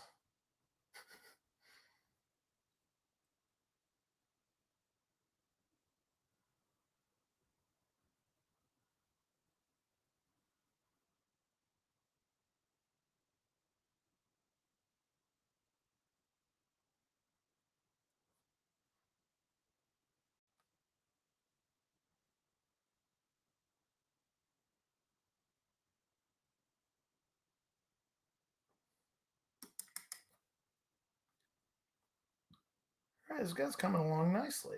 I think it's mostly all right. The fur time.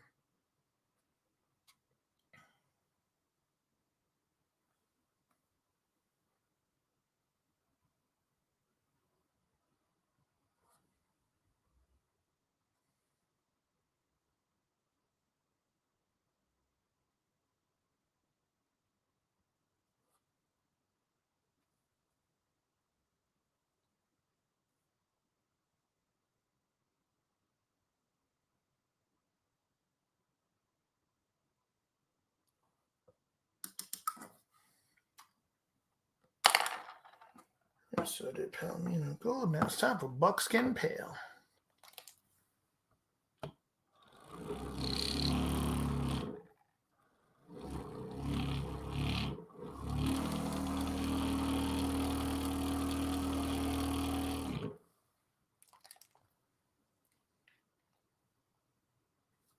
Let's clean that up.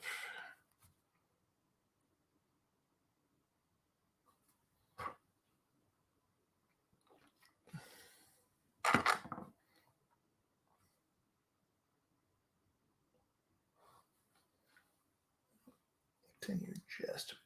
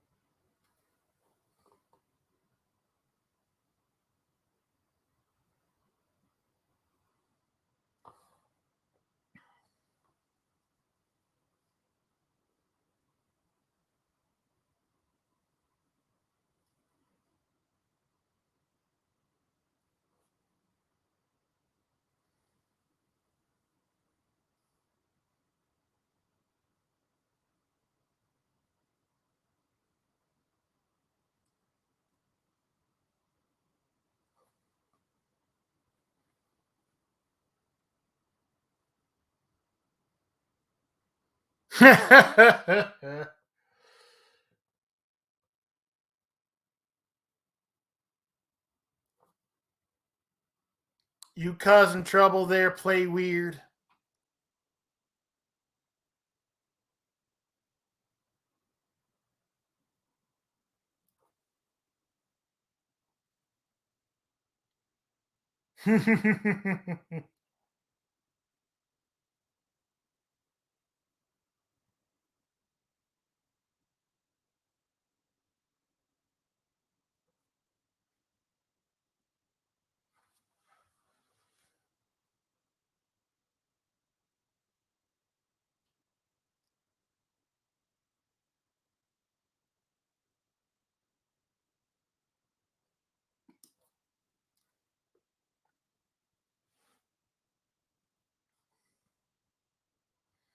McBluff, you're always invited to the shenanigans.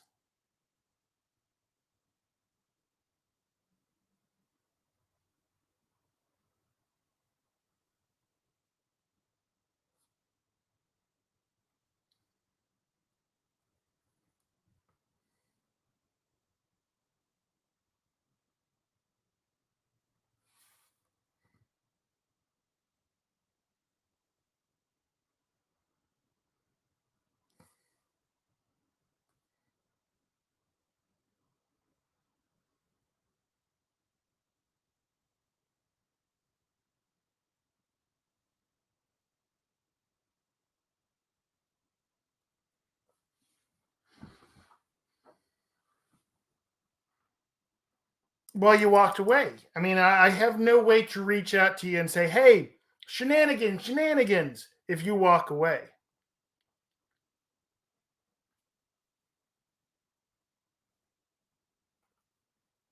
That's on you, McBluff.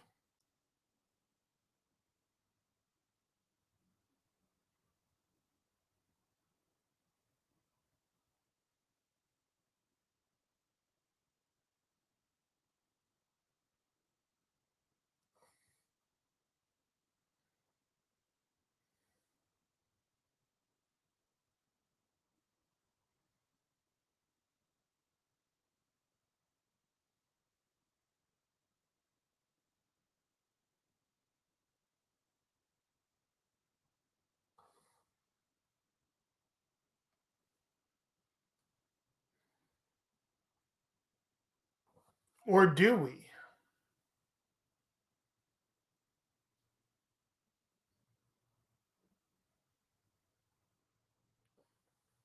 Did you get that?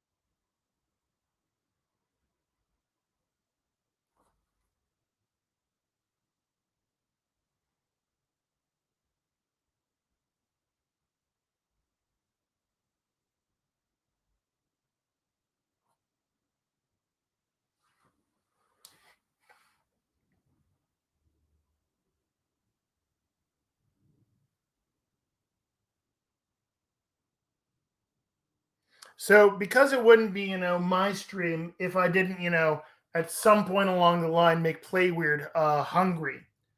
I need to mention, I think I may have came up with one of the best inventions of all time for campfire cooking.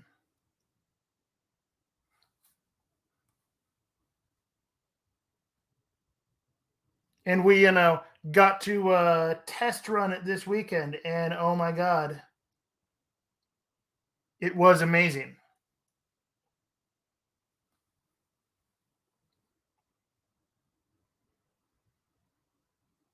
And I have no idea why I didn't try it earlier in my life. We've all heard of s'mores, of course. and s'mores are amazing. But this weekend, for the first time, we tried out what I have titled the S'morio.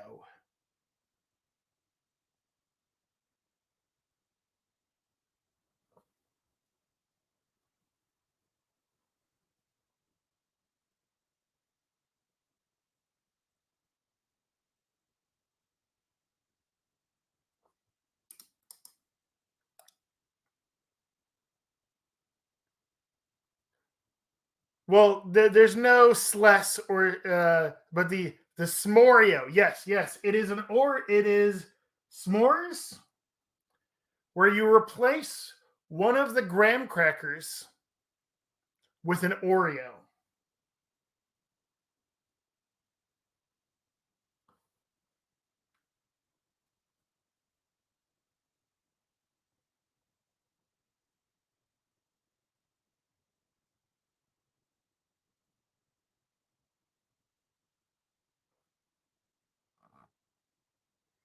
So you got your graham cracker, you got your chocolate, you got your marshmallow, and then instead of another graham cracker, boom, Oreo.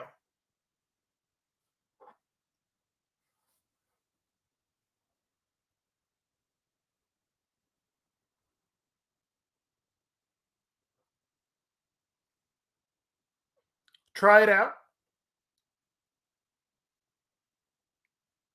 and I'll just say this right now: you're welcome, because you will thank me later for it.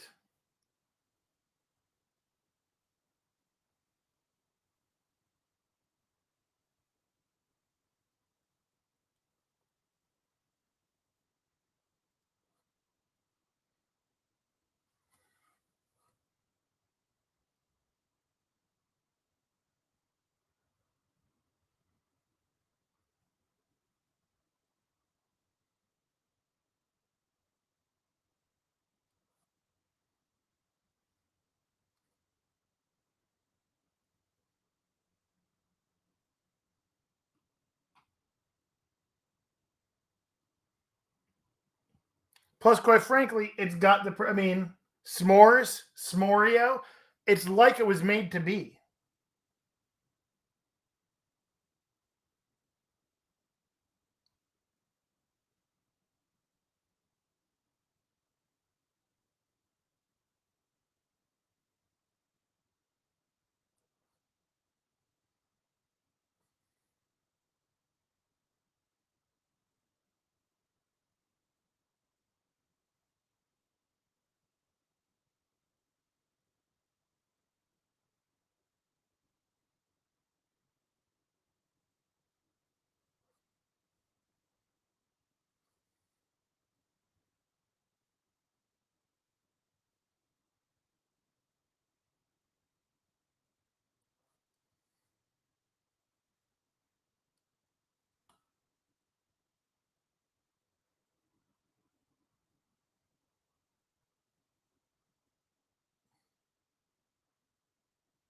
And after trying that for the first time, I feel the need to spread the knowledge of the s'morio around the world.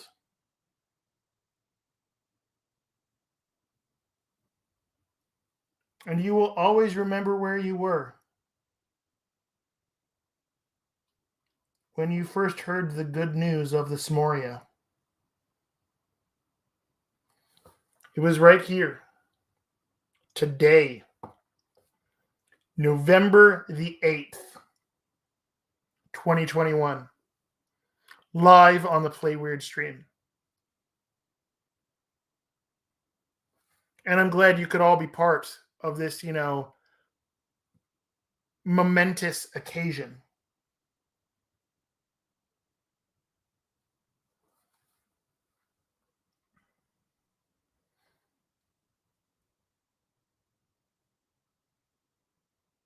Y'all didn't think you were going to see, hear about history being made when you tuned in today.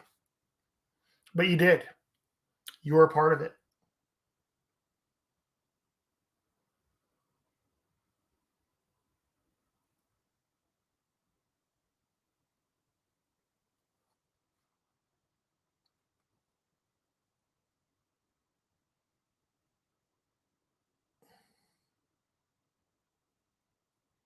You came for the shenanigans, and you stayed for the groundbreaking recipes.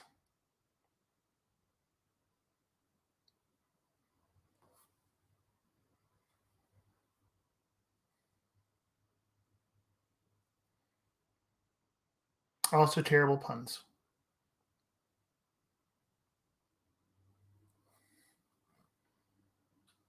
This guy's getting really close to done. I'm really liking this dude.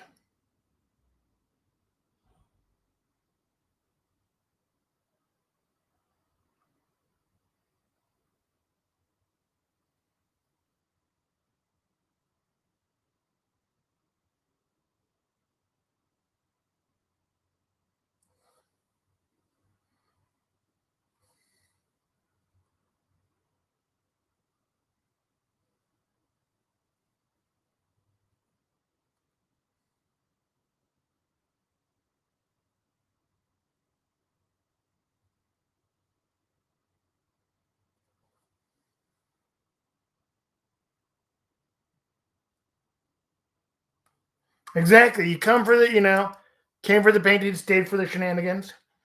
Now you come for the shenanigans, and you get earth-shattering campfire recipes.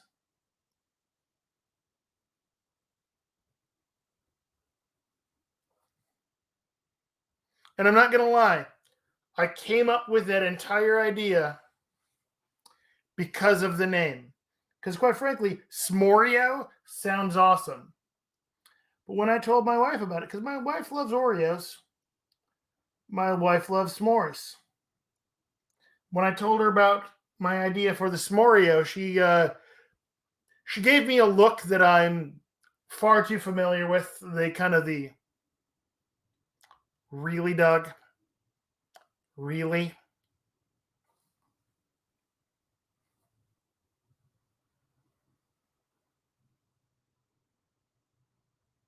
But she tried it and was her mind was blown with it.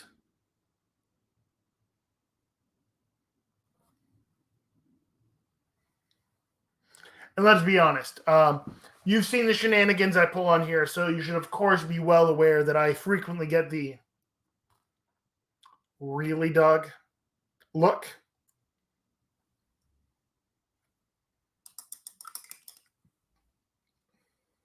Because that is my life.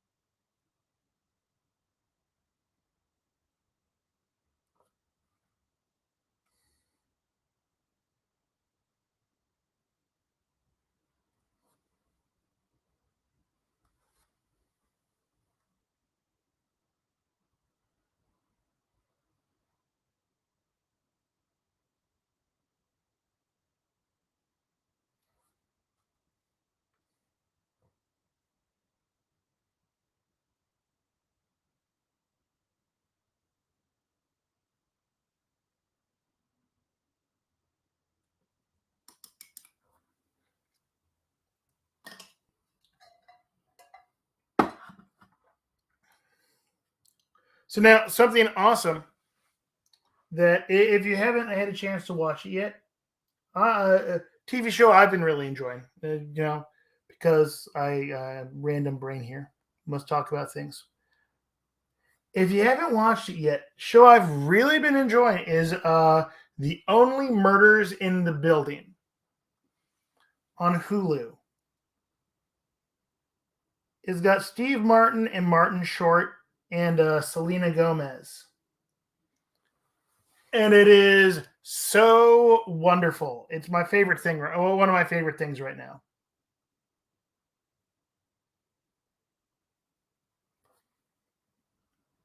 So if you haven't seen it, you should totally see it.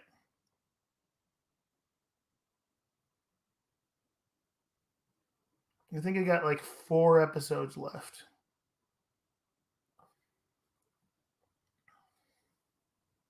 Yeah, only murders in the building. Yeah. So then no spoilers, but I've got 4 episodes left. God, it's got a star-studded cast there.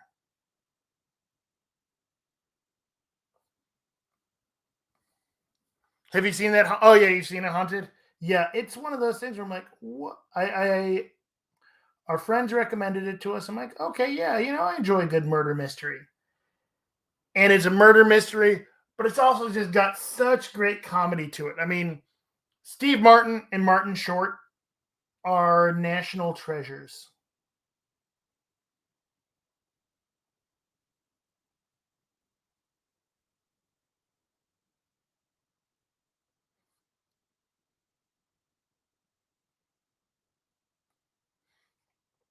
Yeah, I mean, it honestly, it throw. Oh my God, Nathan. Yeah, Nathan Lane, Tina Fey's in it. Sting, Roy Wood Jr.'s in it. God,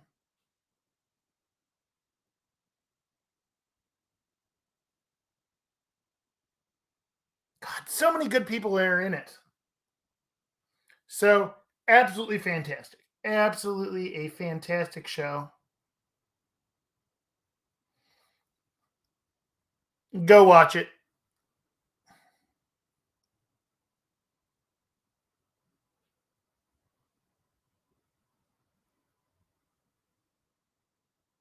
I'll probably finish it up over the next couple of days. But don't worry, I will not. I take no spoilers very much to heart.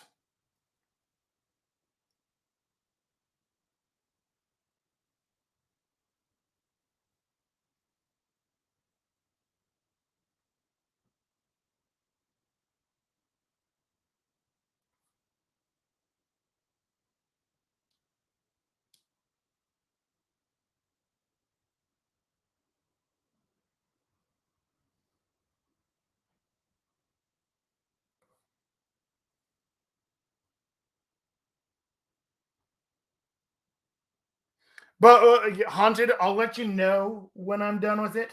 So then we can talk it out once I'm done.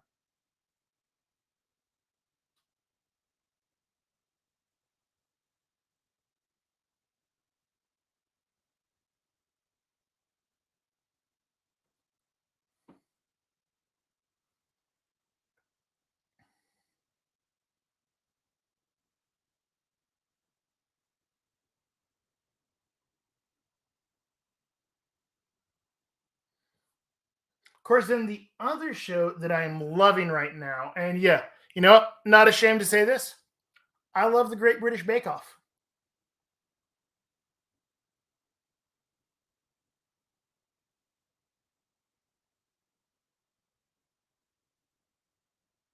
And this season has been really good so far. Oh, see the no.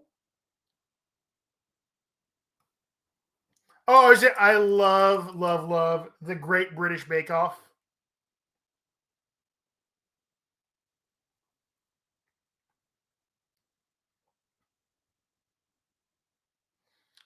And this season so far has been really good.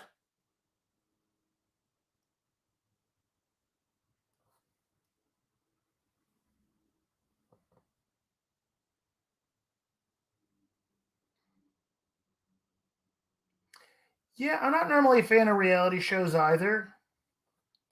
I feel like I love baking shows, or yeah, I feel like there's a difference between a reality show and like a competition show. Like, there's reality shows where you just watch stupid people do stupid things, or there are those shows where you watch people who are good at what they do compete with it, like the blacksmithing one, Forged in Fire, or God, there was one on Netflix where it's a bunch of glass blowers. But those competitions where you just watch people who are good at what they do it well. I like watching that. And Great British Bake Off is one of the because they got to film it for TV. But I like the Great British Bake Off because they're just so friendly about it. Like, literally, you know what they win if they win the Great British Bake Off? A cake stand.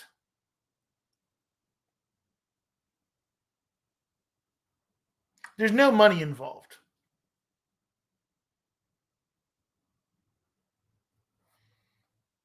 And they're also friendly. Like, if someone's having trouble, the other contestants, well, it's like, oh, I'm done with my thing. What do you need me to do to help? And so they'll help each other out, and it's awesome.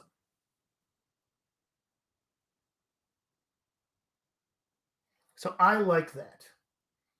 It's people being good at what they do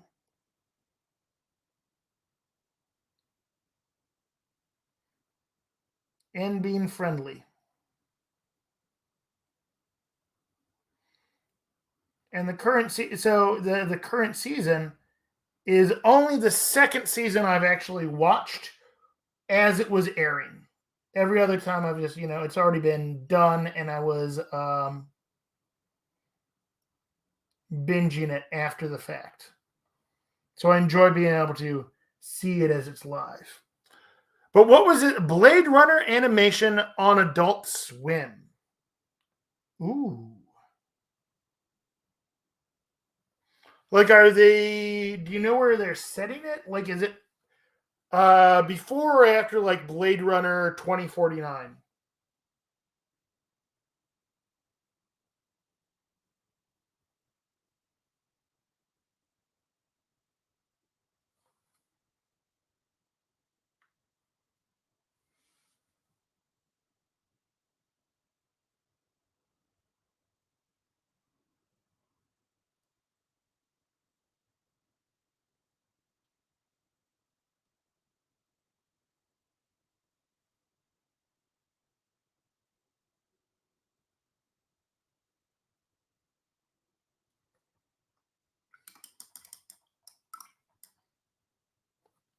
Yeah, so I saw that. That popped up as, one of those, hey, based off of stuff you like, you might enjoy this one. So I've never played League of Legends, but it looks like it's a solid. But they just came out with that animated show there, so I might have to give that a watch.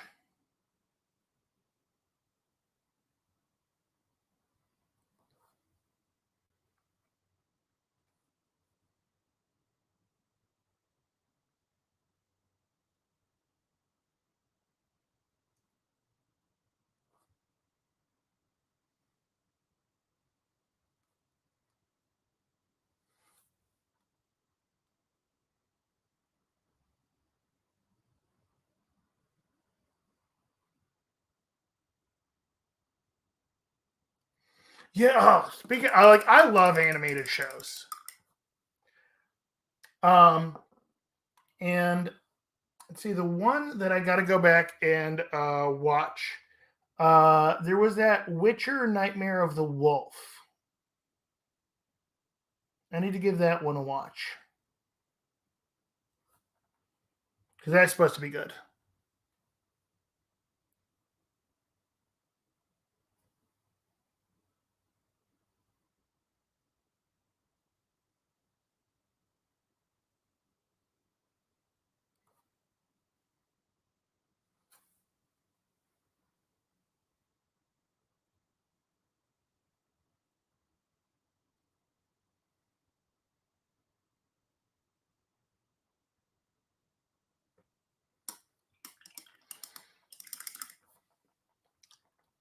Other show I really need to give a watch. I've got to watch. Actually, finish at some point catching up on Castlevania because I watched the first season of that, and it was long enough between that and the second season that I never went back to watch it. I really enjoyed the first season of Castlevania.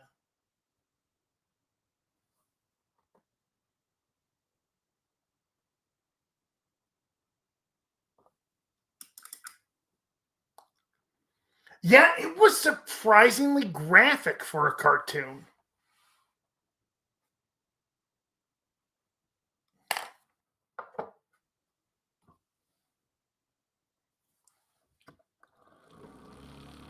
I mean, that was like a hard TVMA. That was not a soft TVMA. I mean, it was very well done, but I was not expecting it. Not that I wasn't expecting it to be well done. I wasn't expecting it to be as brutally graphic as it was.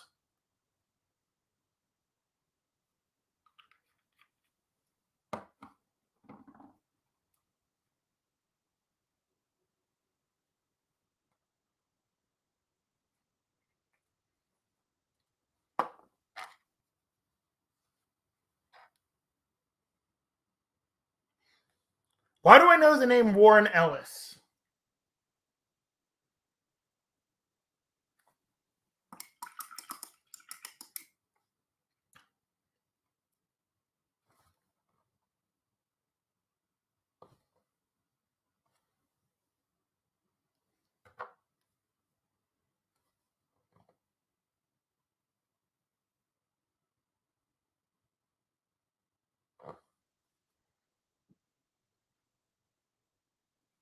Okay.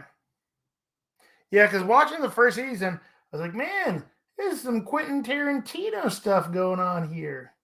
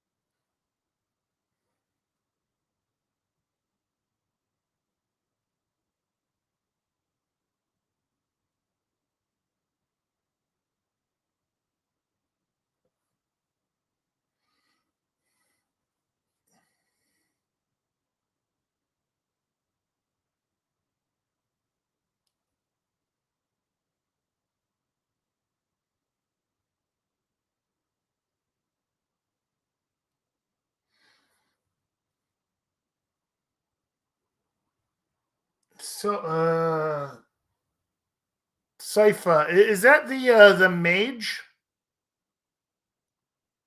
Like, I'm terrible at knowing names on characters sometimes.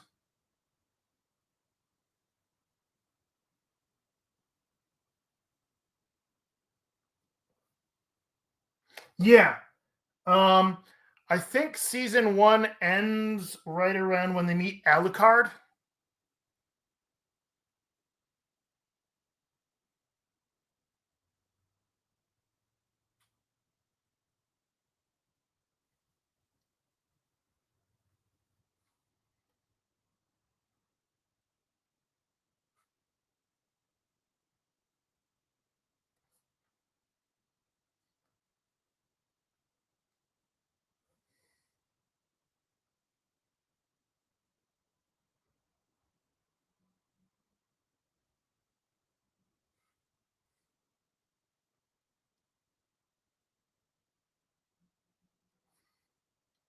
See, I don't think I ended up starting season two of that.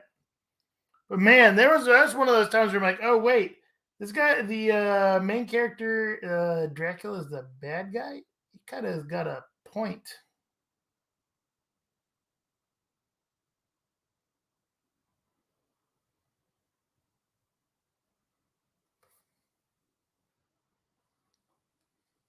Lurking. We'll have fun lurking.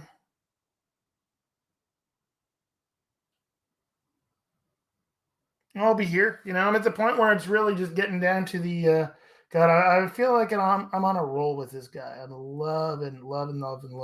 How this guy's looking so far.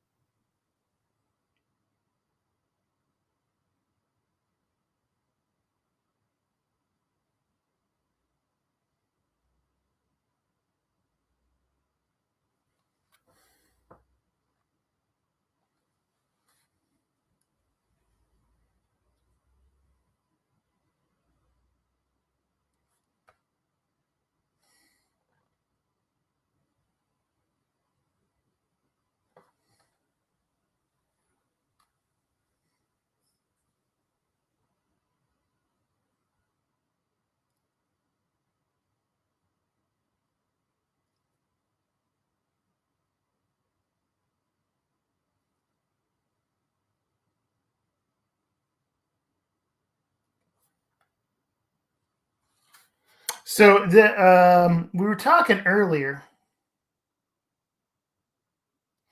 about our favorite and least favorite things to paint. And I was just realizing as I'm doing this, because I'm loving painting this guy, I really enjoy painting fur, apparently. Thinking about it now. That I like to paint fur.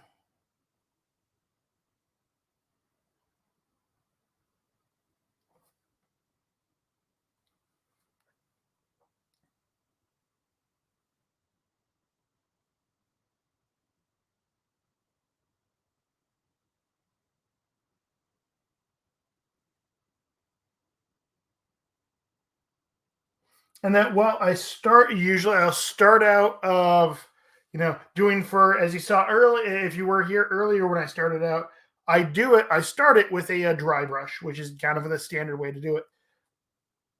But to get a fur that really pops, you really got to go in and do them, hit the fur.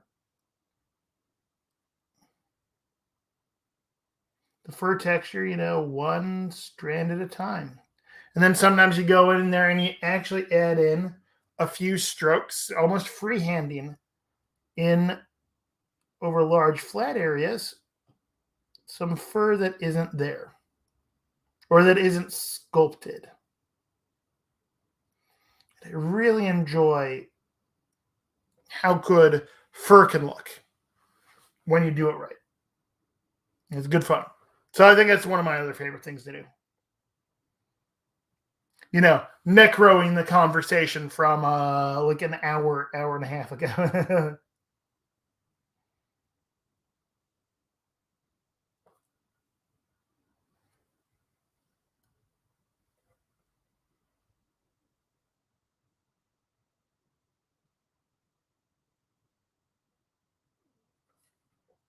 See, honestly, this guy is just a joy to paint.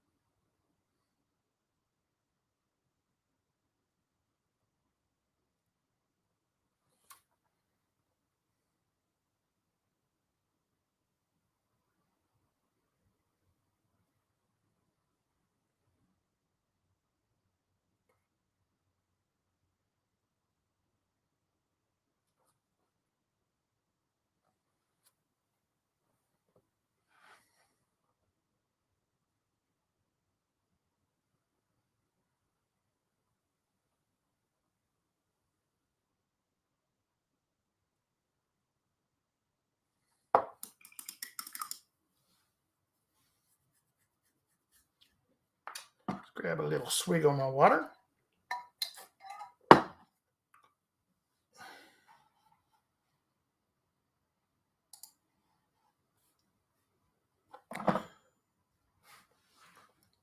So it looks like we got about 10 minutes left. So this guy's going to get pretty damn close to being finished.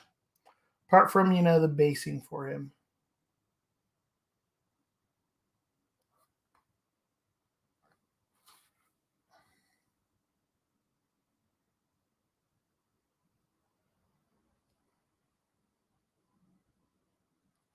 For the basing, I think I'm going to end up doing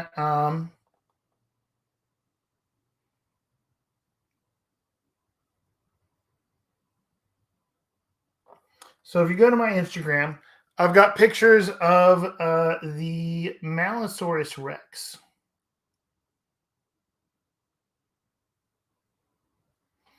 He's got kind of some long swamp green grass there. And I think, so I'm planning on kind of making this like a swampy thing down here. So I'm going to have some long swamp grass. Definitely, I'm going to add some water effects in there. So it's like he's kind of hunting through the bayou. Or, a swampy forest.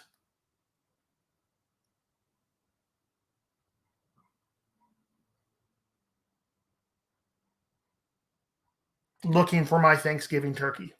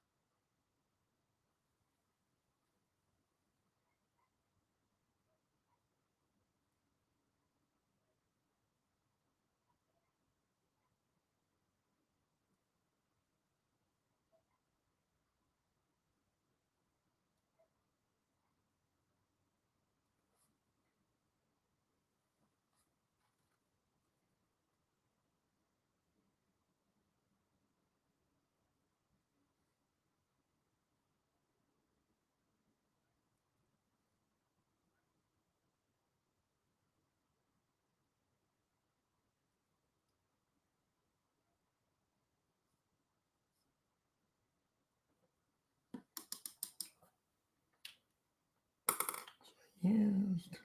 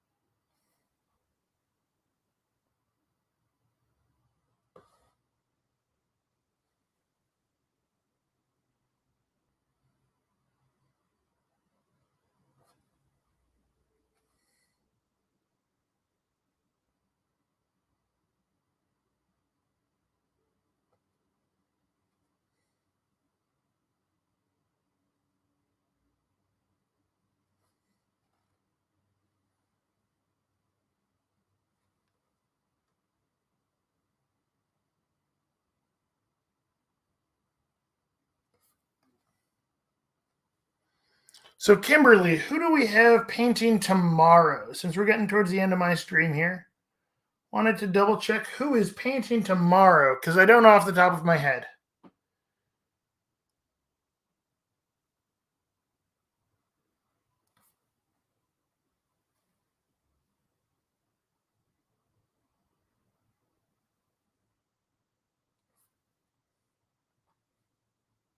Eleanor and Wojtek.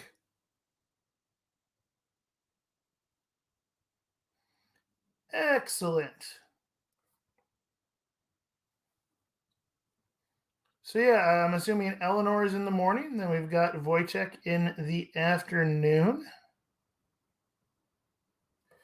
So make sure you all come back then. Oh, getting ready for another Wyrd painting comp. Huzzah!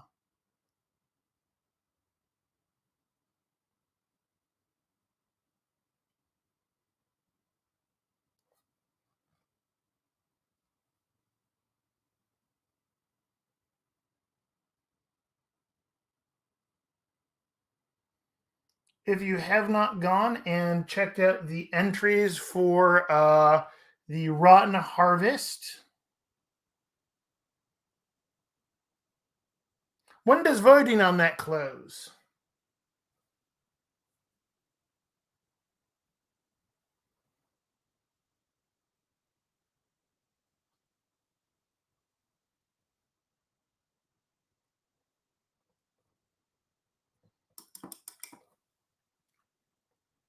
Okay. Oh, and there's that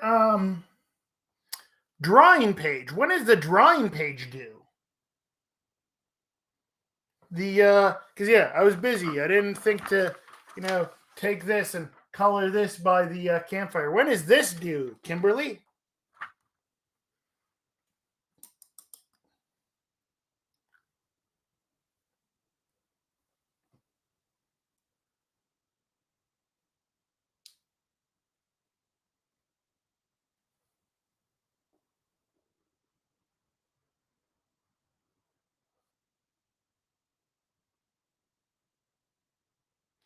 Okay. So post that to like my social medias or whatnot.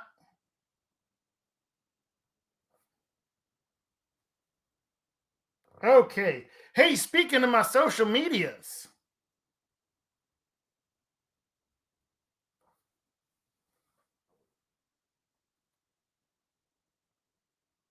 there's no S on the end of it.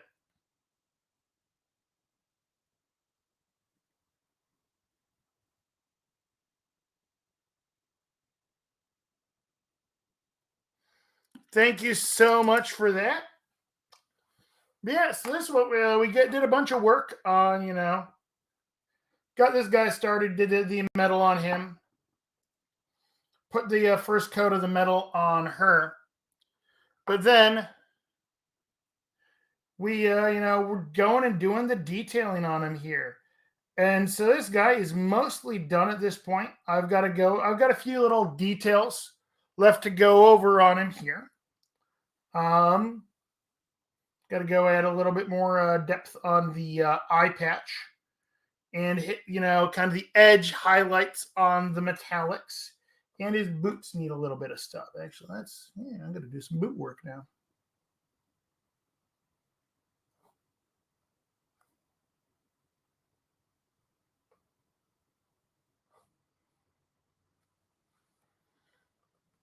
But yeah, I am really happy with how this guy is looking. He's going to lead the hunt to get me the best Thanksgiving turkey ever.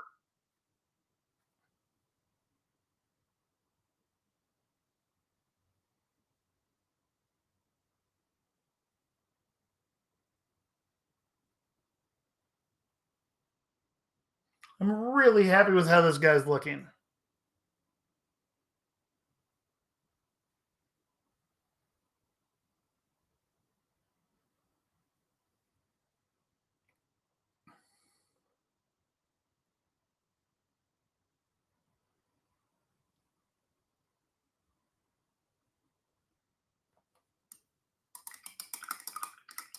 So yeah, I think the next time I'm going to be painting on the Play Weird stream will be next Monday. But yeah, tune in tomorrow to see Eleanor and Wojciech painting tomorrow. But yes, thank you everyone for tuning in and hanging out for the shenanigans. Stay weird, everyone. Have a great night.